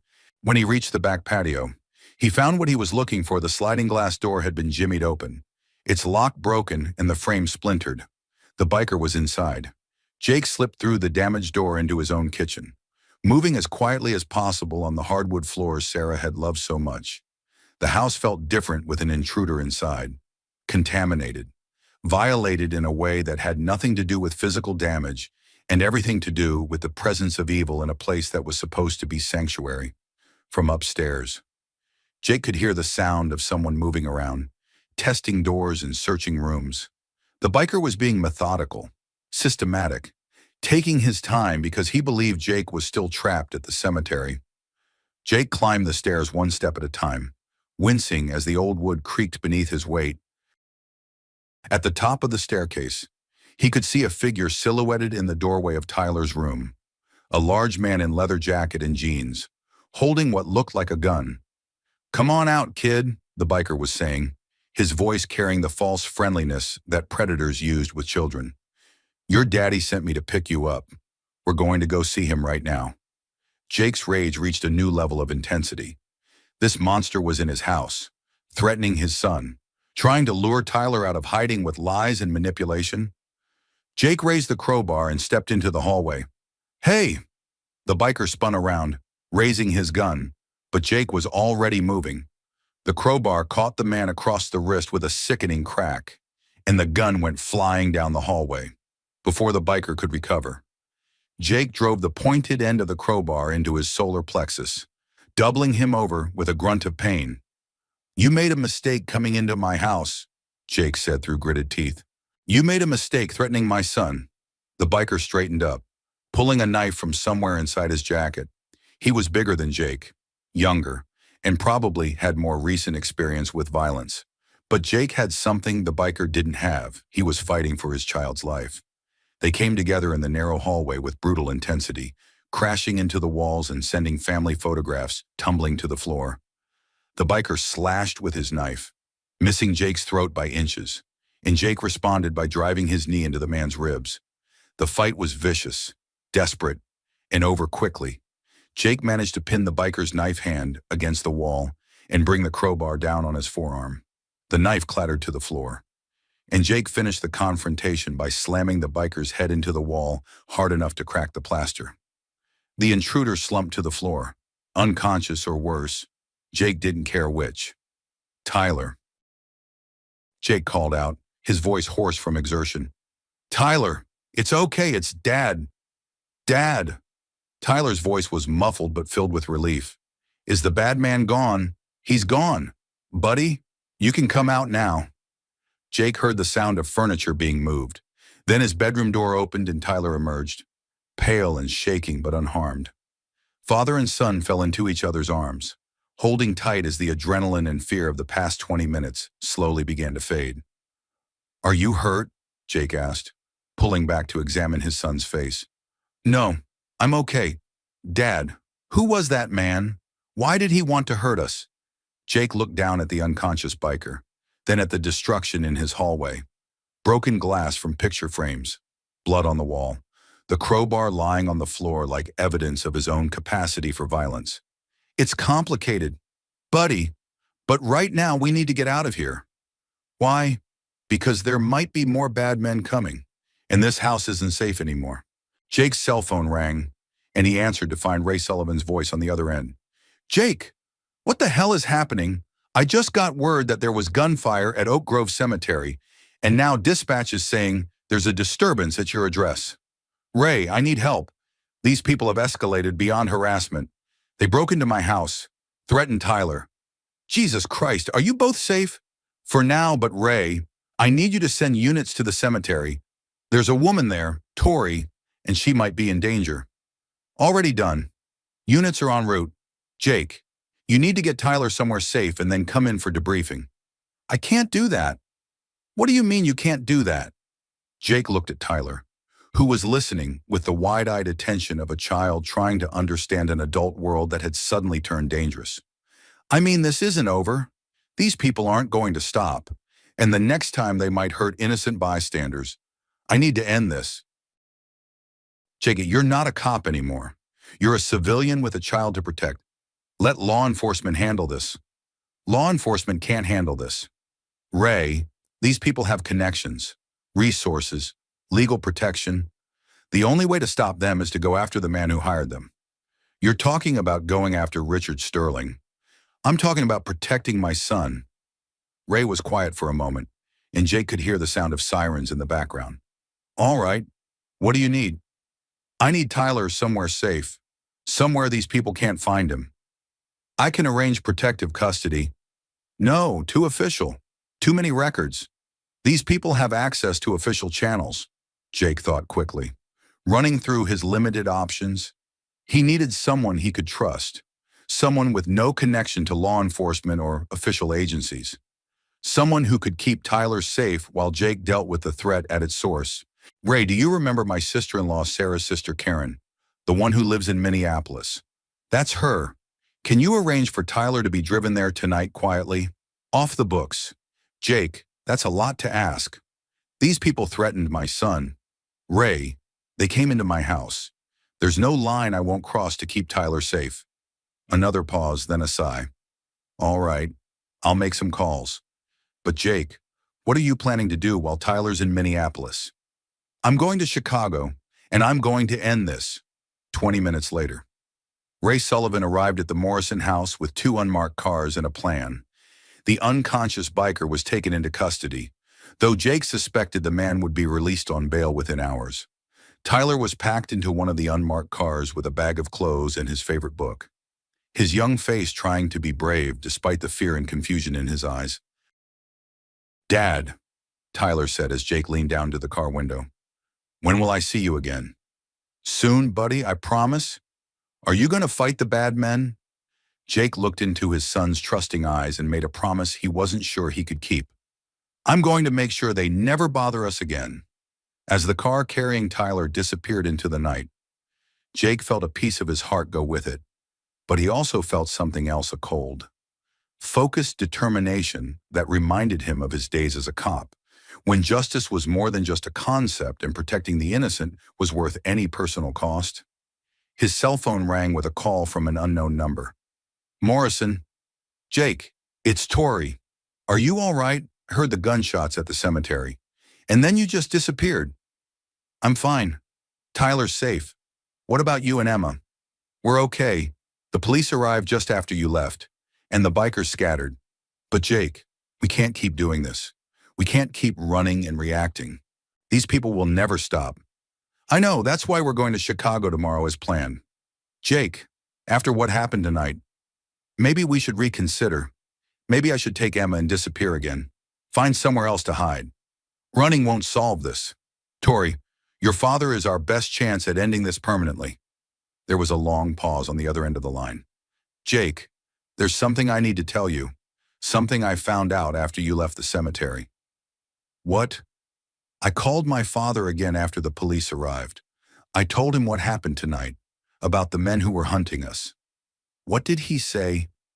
He said he wasn't surprised, and then he told me something that changes everything. Jake felt his stomach tighten. What? Richard has been in contact with my father's doctors. He's been trying to get information about my father's condition, his prognosis, his treatment plan. Jake understood immediately. He knows your father is dying. More than that, my father thinks Richard has been positioning himself to challenge the will, to claim that my father isn't mentally competent to make changes to his estate because of his illness. Can he do that if he can prove that my father's judgment is impaired by medication or disease progression? He might be able to contest any changes to the will, which means time is running out. Jake finished. Your father needs to make his decisions and protect those decisions legally before Richard can challenge them. Exactly, Jake. My father wants to see us tomorrow, but he also wants to see you. Me? Why? Because he said that any man willing to risk his life to protect his daughter and granddaughter is someone he wants to meet, and because he's going to need help implementing whatever plan he has in mind. Jake looked around at his damaged house, the broken door, the blood on the hallway wall, the evidence of violence that had invaded his sanctuary. Tyler was safe, but he was also gone, hidden away while his father fought battles that should never have touched their peaceful life in Cedar Falls. Tori, Jake said quietly, when we go to Chicago tomorrow, we're not just meeting your father, we're going to war. I know, and there's no guarantee we'll win. Men like Richard Sterling don't fight fair, and they don't accept defeat gracefully. I know that too. So why are we doing this? Why are we risking everything for a chance that might not work? Tori was quiet for a long moment. When she spoke, her voice was soft but determined. Because Emma deserves to know her grandfather before he dies. Because I'm tired of being afraid. And because sometimes the right thing to do is also the hardest thing to do. Jake smiled grimly. Sarah used to say something like that. She sounds like she was a wise woman. She was. And she would have liked you. Jake, yeah, I love you too.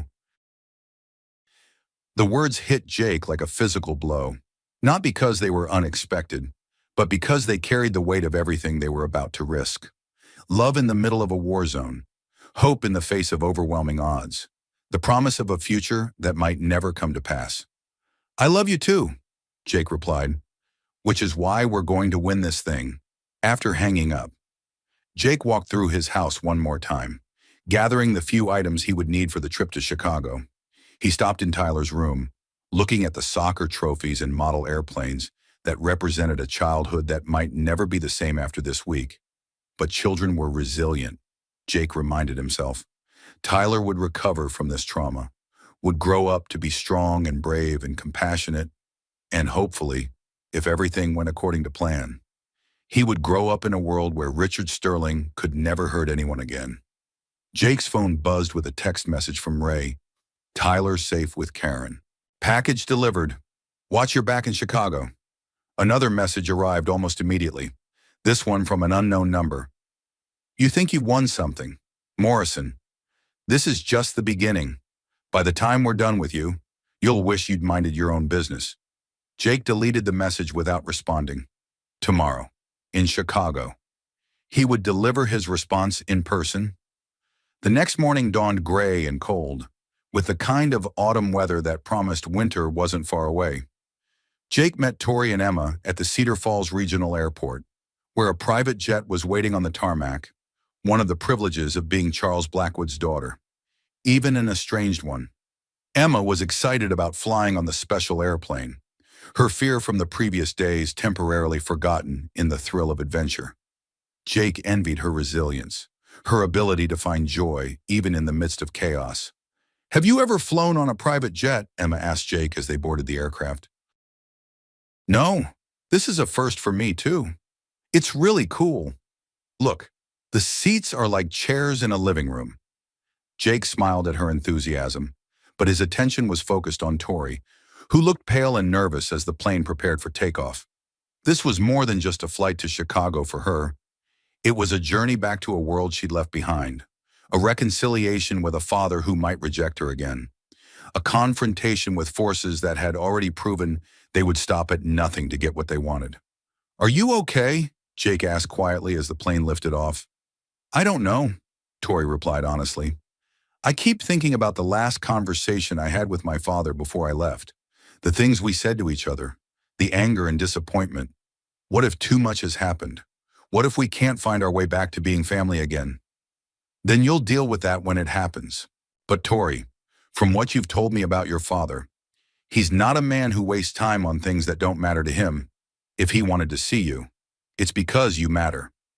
The flight to Chicago took less than 2 hours, but it felt like a journey into another world. As the city skyline appeared below them, Jake was reminded of just how far he'd traveled from the quiet streets of Cedar Falls. This was a place of power and money and influence, where decisions made in boardrooms could affect millions of lives. It was also Richard Sterling's territory. Charles Blackwood's penthouse occupied the top floor of a downtown building that bore his name in letters large enough to be seen from blocks away. As their car pulled up to the building's entrance, Jake counted at least 4 security guards in the lobby, and probably twice that many he couldn't see. "Nervous?" Tori asked as they rode the elevator to the top floor. "Terrified," Jake admitted. "I'm about to meet one of the most powerful men in America while wearing my only good suit and hoping I don't say something stupid." Emma giggled. "You won't say something stupid. Jake, you're smart." "Thank you. Emma, I hope you're right." The elevator doors opened to reveal a private foyer with marble floors and artwork that probably cost more than Jake's house. A woman in an expensive suit greeted them with a kind of professional courtesy that managed to be warm and intimidating at the same time. "Ms. Sterling, Mr. Morrison, welcome. Mr. Blackwood is waiting for you in his study." They were led through a series of rooms that showcased wealth beyond anything Jake had ever imagined. Floor-to-ceiling windows offered panoramic views of Chicago, while museum-quality art adorned the walls. Everything was perfect, elegant, and somehow cold despite its obvious beauty. Charles Blackwood was waiting for them in a study lined with books and dominated by a massive desk that looked like it had been carved from a single piece of mahogany. He was smaller than Jake had expected. Illness had clearly taken its toll, but his eyes were sharp and intelligent, missing nothing as he studied his unexpected guess. "Victoria," he said simply, and Jake could hear decades of complicated history in that single word. "Hello, Father," for a moment. Neither of them moved. Then Charles Blackwood stepped forward and embraced his daughter, holding her tight as years of anger and regret seemed to melt away in an instant. "I've missed you," he said quietly. "More than you know." "I've missed you too." Jake watched the reunion with mixed emotions.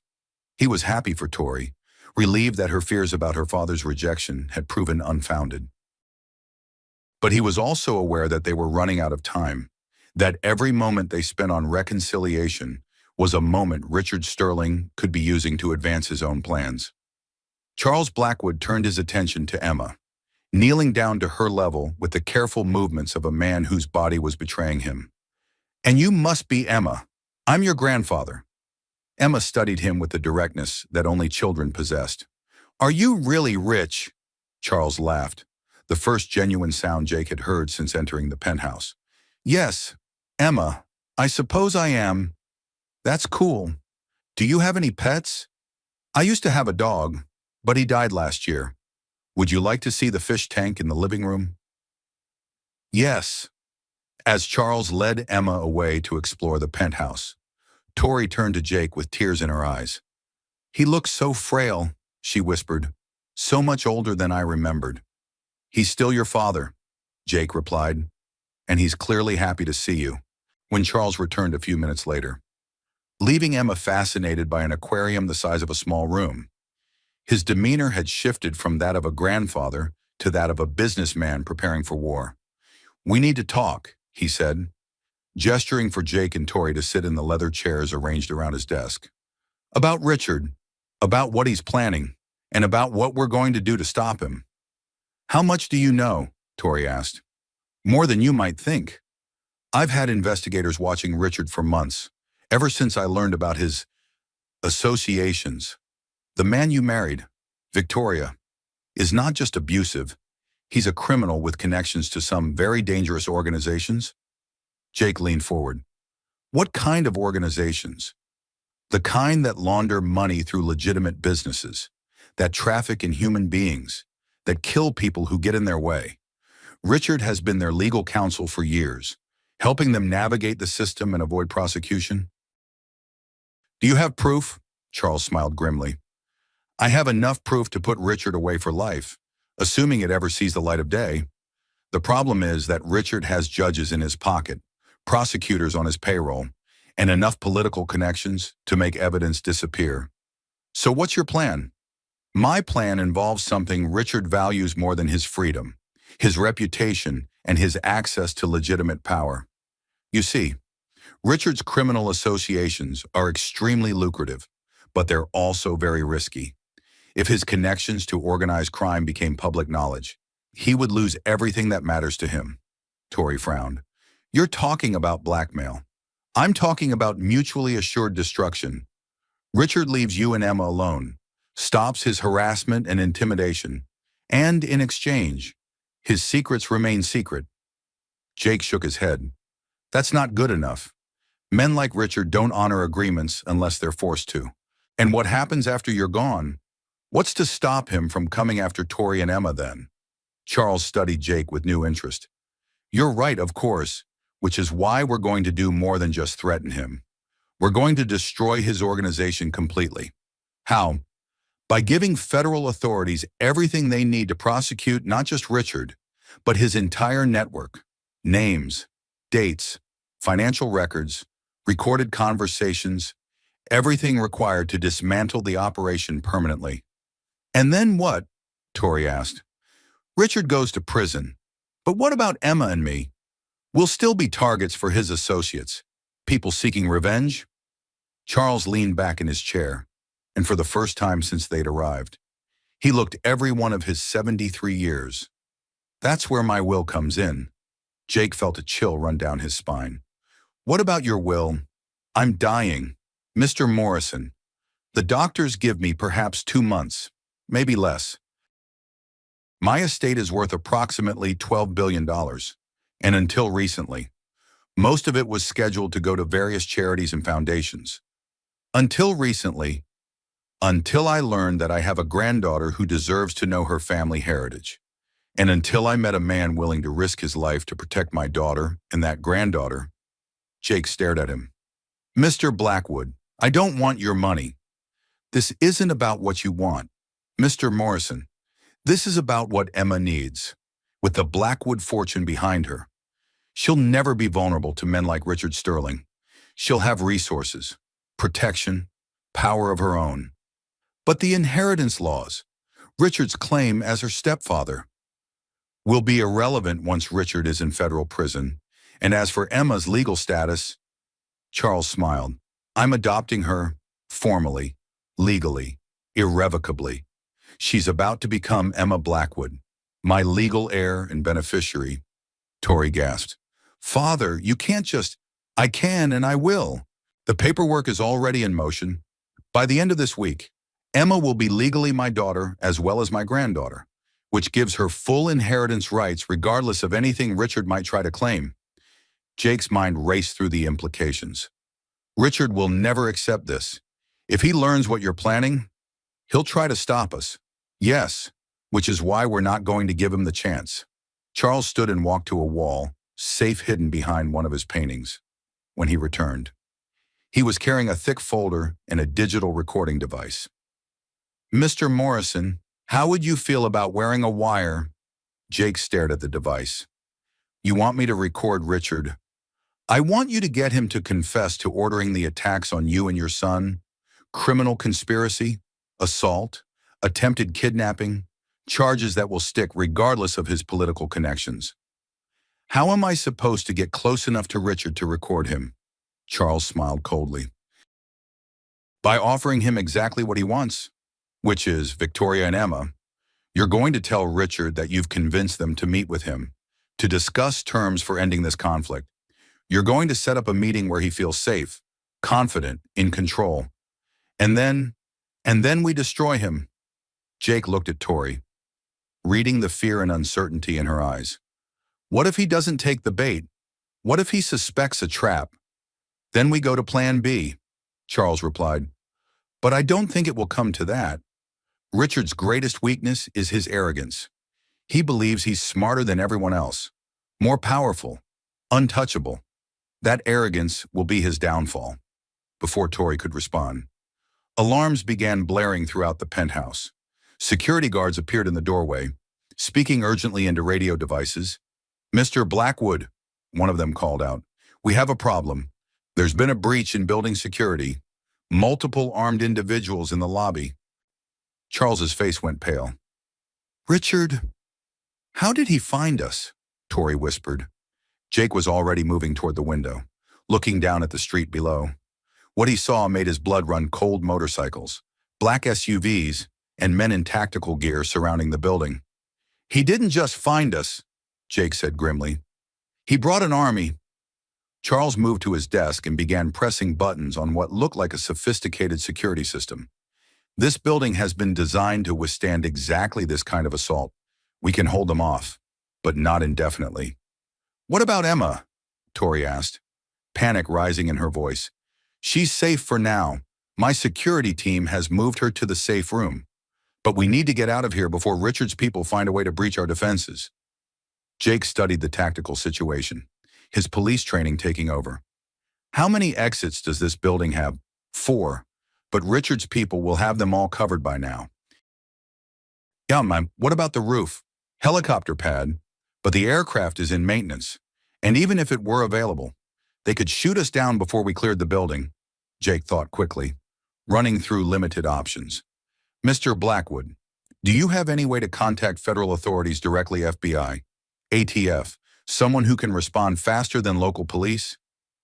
I can try, but response time in a situation like this, we don't need them to get here in time to save us. We need them to be here when this is over, to arrest whoever survives. Charles understood immediately. You're planning to fight them. I'm planning to end this. Right here. Right now.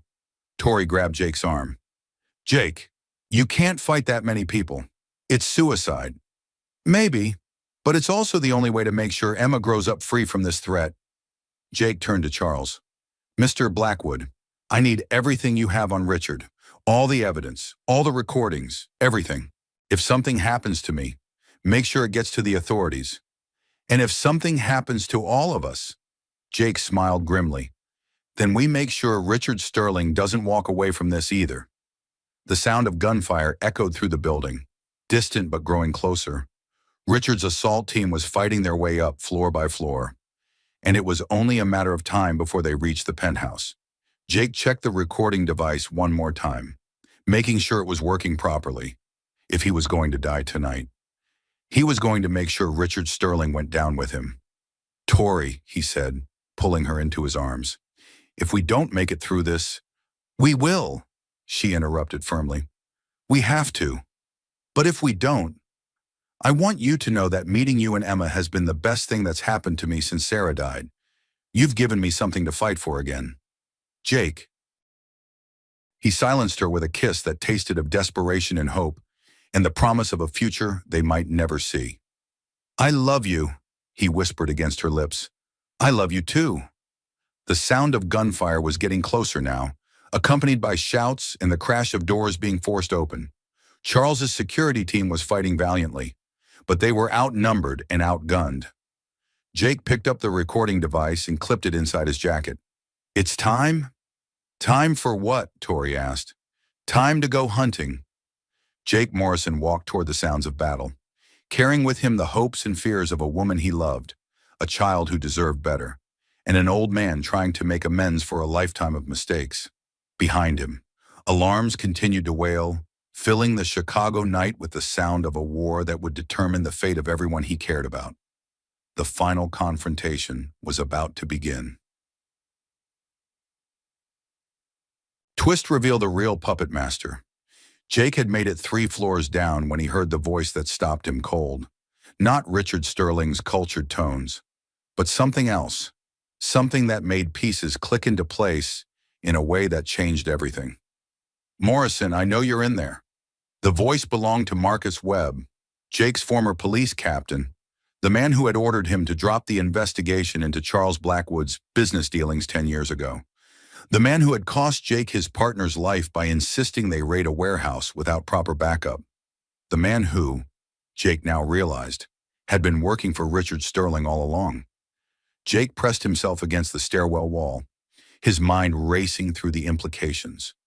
This wasn't just about Richard wanting custody of Emma, or even about the inheritance money. This was about a conspiracy that reached back years, involving corruption at the highest levels of law enforcement. His radio crackled. Charles had given him a security communication device before he left the penthouse. "Jake!"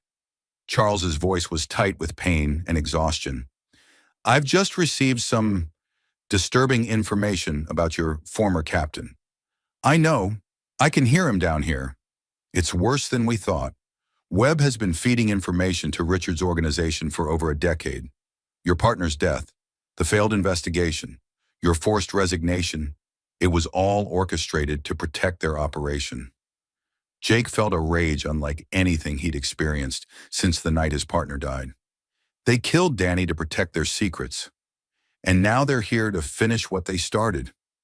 Jake closed his eyes, thinking of Danny Sullivan, Ray's younger brother, his partner, his friend, a good cop who had died because Marcus Webb had sent them into a trap. "Mr.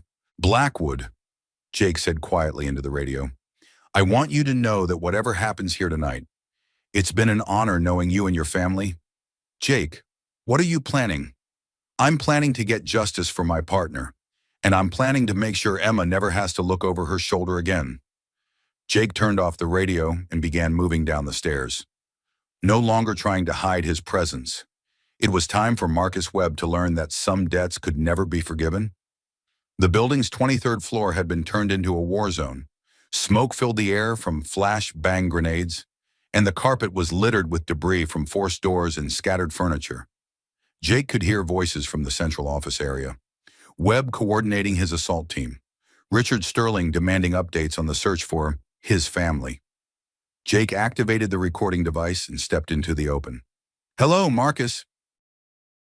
Webb spun around, his face registering shock and then fury as he saw his former subordinate. "Jake Morrison, should have known you'd stick your nose where it doesn't belong. Just like 10 years ago, right when you sent Danny and me into that warehouse without backup. You were getting too close to things that weren't your business. Danny's murder was my business." Webb laughed coldly. "Danny's death was an unfortunate necessity. The boy was too honest for his own good, just like his brother." Jake felt his hand move toward the gun he'd taken from one of the fallen security guards. "You set us up. I protected a valuable asset. Richard's organization has been very good to me over the years. Good enough that I was able to retire early, buy a nice house, send my kids to college. With blood money, with smart money, you could have been part of it. Jake, Richard was impressed with your skills, your reputation, but you were too much of a Boy Scout to see the bigger picture." Richard Sterling stepped out from behind an overturned desk, immaculate despite the chaos around him. He looked exactly as Jake had expected, handsome, confident, radiating the kind of power that came from always getting what he wanted. "Mr. Morrison," Richard said smoothly, "I'm disappointed it's come to this. I had hoped we could reach an understanding. The only understanding we're going to reach is that you're going to prison for the rest of your life?" Richard smiled. "I don't think so. You see, Captain Webb and I have been very careful over the years, very thorough. There's no evidence linking me to anything illegal, and certainly nothing that would stand up in court. What about the bikers, the men who attacked my son, freelancers, criminals acting on their own initiative? Unfortunate, but hardly something that can be traced back to me." Jake let Richard talk, the recording device capturing every word. The man's arrogance was astounding, his complete confidence that he was untouchable. "Besides," Richard continued, "after tonight's tragic events, a deranged former cop attacking innocent civilians in a downtown office building, well, I suspect the narrative will be quite different from what you're imagining." "What narrative is that?" Webb stepped forward, his gun pointed at Jake's chest. "The narrative where you went crazy, attacked Mr. Sterling and Mr. Blackwood, and had to be stopped by heroic law enforcement. And Tori and Emma will be returned to their rightful guardian after this traumatic ordeal. Richard has full legal custody. After all, Jake smiled coldly. Actually, he doesn't, Richard frowned. What do you mean? I mean Charles Blackwood has been busy this afternoon. By the time you breach his defenses up there, you're going to find that Emma is no longer legally your stepdaughter. She's been adopted by her grandfather, making her Emma Blackwood, with full inheritance rights. The color drained from Richard's face. That's impossible. Money talks. Richard, and Charles Blackwood has more money than you've ever dreamed of. Richard turned to Webb with fury in his eyes. You said he couldn't make any legal changes. You said his medical condition would prevent any alterations to his will. I thought it would. The doctors said his medication would impair his judgment. Well, apparently the doctors were wrong. Jake watched the two men turn on each other, their partnership dissolving in the face of unexpected failure. The recording device was capturing everything. Admissions of conspiracy, corruption, murder. It doesn't matter, Richard said finally, regaining his composure. We'll contest the adoption, prove that Blackwood was mentally incompetent, and in the meantime, what? Richard's smile returned, cold and predatory. In the meantime, accidents happen, even to very wealthy little girls and their grandfathers. It was the confession Jake had been waiting for, the explicit threat against Emma's life, recorded and documented for federal prosecutors. You know what, Richard, Jake said quietly, you just made a very big mistake. What mistake is that? You threatened my family. Jake dove sideways as Webb fired, the bullet missing him by inches. He rolled behind an overturned desk and came up with his own weapon, returning fire as Richard's assault team spread out through the office space. The gunfight was brief but intense. Jake had tactical training and the advantage of cover, but he was outnumbered 5-1. He managed to take down 2 of the assault team members before a bullet caught him in the shoulder, spinning him around and sending him crashing into a filing cabinet. Webb approached cautiously, his gun trained on Jake's chest. Should have taken the money, Morrison. Should have played along? Should have, could have, would have. Jake gasped, pressing his hand against his wounded shoulder. Story of your life, Marcus. Maybe, but I'm the one walking away from this. Are you? The question came from behind Webb. In a voice that carried the authority of federal law enforcement, the corrupt captain spun around to find himself face to face with Agent Sarah Chen of the FBI, Ray Sullivan's contact, the one Jake had called before entering the building. FBI, drop your weapons. The office exploded into chaos as federal agents poured in from multiple entrances. Richard's remaining assault team found themselves surrounded by trained professionals who had been preparing for this confrontation for months. Richard Sterling, faced with overwhelming force and certain arrest, made one last desperate play. He pulled out a concealed pistol and pointed it not at the FBI agents, but at Jake. If I'm going down, I'm taking Morrison with me. The gunshot echoed through the building, but it wasn't Richard's weapon that fired. Tori stood in the doorway, Charles Blackwood's security pistol smoking in her hands, her face pale but determined. Richard Sterling lay on the floor, clutching his chest, his own weapon scattered across the carpet. Nobody threatens my family, Tori said quietly, as federal agents swarmed the scene, arresting Webb and the surviving assault team members. Jake struggled to his feet despite his wounded shoulder. He made his way to Tori, who was staring down at Richard's motionless form with a mixture of satisfaction and horror. Is he, Jake asked. Alive, Agent Chen confirmed, checking Richard's pulse. But he's going to need medical attention, and a very good lawyer. Jake pulled Tori into his arms, holding her tight as the adrenaline and fear of the past hour began to fade. How's Emma? Safe. She's with my father in the secure room, probably telling him all about the fish in his aquarium. And your father? Weak but alive, and very proud of his granddaughter. Agent Chen approached them, her expression serious but satisfied.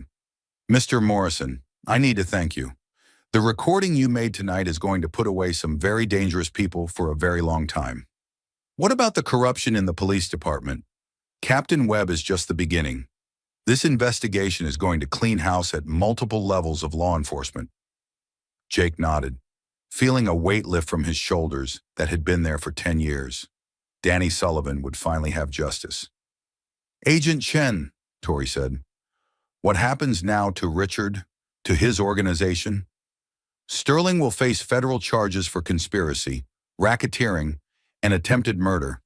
His network is being rolled up as we speak. Arrests in 6 states, asset seizures, the works. It's going to take years to sort through all the evidence, but I can promise you that Richard Sterling will never be a free man again. As paramedics arrived to treat Jake's shoulder wound and Richard's chest injury, Jake found himself thinking about Tyler, safe in Minneapolis, probably wondering when his father would call. Soon, Jake promised himself. Soon he would be able to tell his son that the danger was over, that they could go home to Cedar Falls and resume their quiet life. But as he looked at Tori and thought about Emma upstairs with her grandfather, Jake realized that home might mean something different now.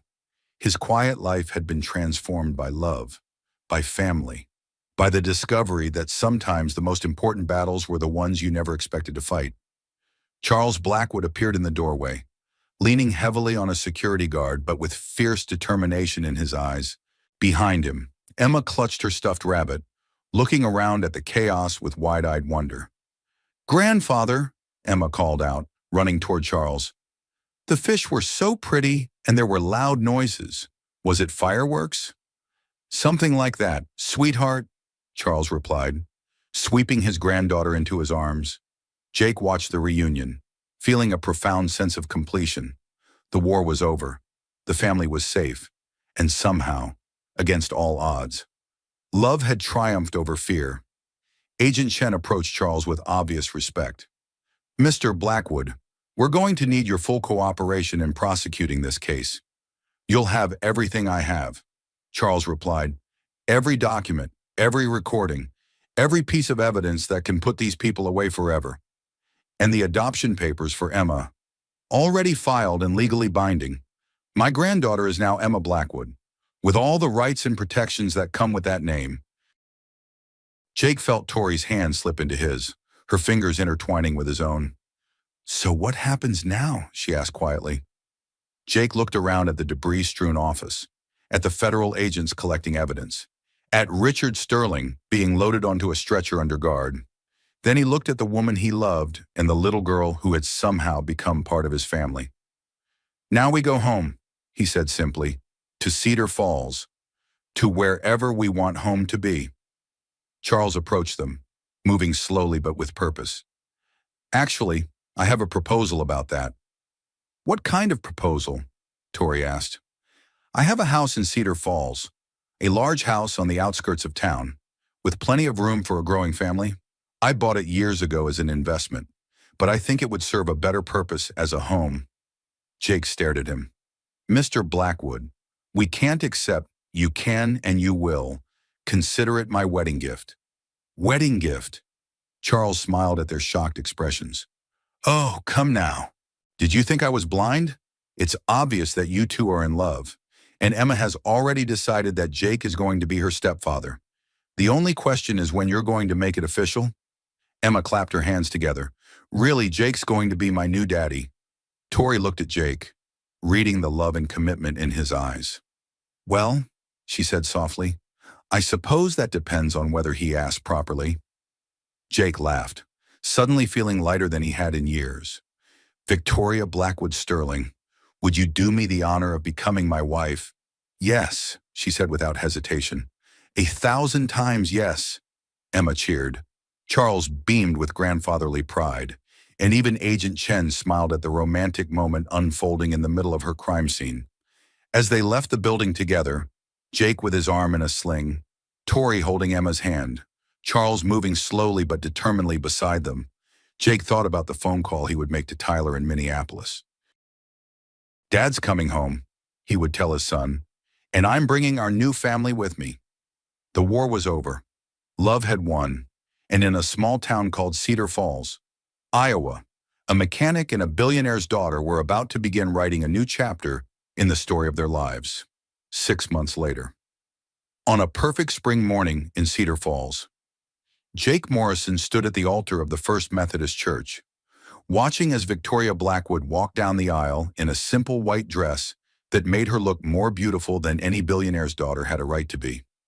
Tyler and Emma served as ring bearer and flower girl, their faces glowing with the joy of children who had found their place in a new kind of family. Charles Blackwood, despite his continuing illness, had insisted on walking his daughter down the aisle, his face filled with pride and peace. The ceremony was small and intimate, just family and close friends, the way Jake and Tori had wanted it. Ray Sullivan served as best man, having been promoted to captain after Marcus Webb's arrest and the subsequent investigation that cleaned house in the county sheriff's department, as Jake and Tori exchanged vows, promising to love and protect each other through whatever challenges life might bring. Jake thought about the journey that had brought them to this moment, a chance encounter at a gas station, a decision to help strangers in need, a willingness to fight for what was right. All of it had led to this perfect day, this perfect beginning. "You may kiss the bride," the minister announced. And Jake did, thoroughly and completely, while their children cheered and their friends applauded.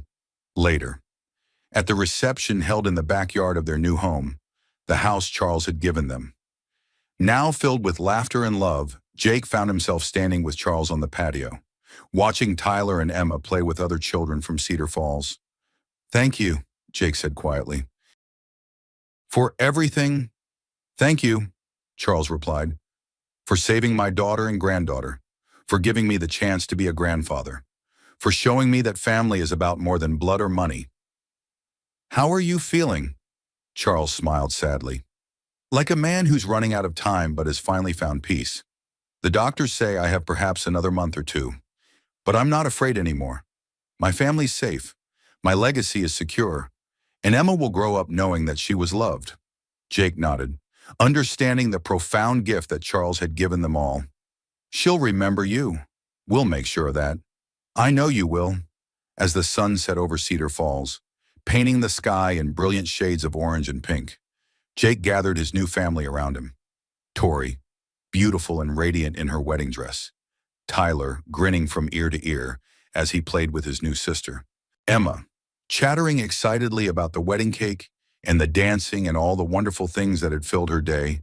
And Charles, sitting in a chair on the patio, watching his granddaughter with eyes full of love and contentment. The war was over. The family was complete, and in a small town in Iowa, a mechanic and a billionaire's daughter had found something more valuable than money or power or fame. They had found home, 6 months later. As Jake Morrison stood in his backyard watching Tyler and Emma chase fireflies through the Iowa twilight, he thought about the price of doing what's right. A corrupt police captain sat in federal prison. A billionaire's criminal empire lay in ruins. Richard Sterling would spend the rest of his life behind bars, his threats silenced forever. But the cost had been steep. Nightmares for Tyler, therapy sessions for Emma, and the slow, inevitable goodbye to Charles Blackwood, who passed peacefully just 2 weeks after walking his daughter down the aisle. Yet something beautiful had emerged from the ashes of that violence. A family, born not of blood but of choice. A love that had survived gunfire and betrayal. A little girl who would grow up knowing that sometimes ordinary people do extraordinary things simply because it's right. Jake wrapped his arms around his wife, still marveling at that word, as their children's laughter filled the evening air. Cedar Falls had returned to its peaceful rhythm, but the Morrison Blackwood family carried within them the knowledge that heroes aren't born in comic books or movies. They're born in moments when good people refuse to look away. Sometimes the greatest battles aren't fought for glory or fame, but for the simple right to love without fear. What would you have done in Jake's position? What price would you pay to protect the people you love?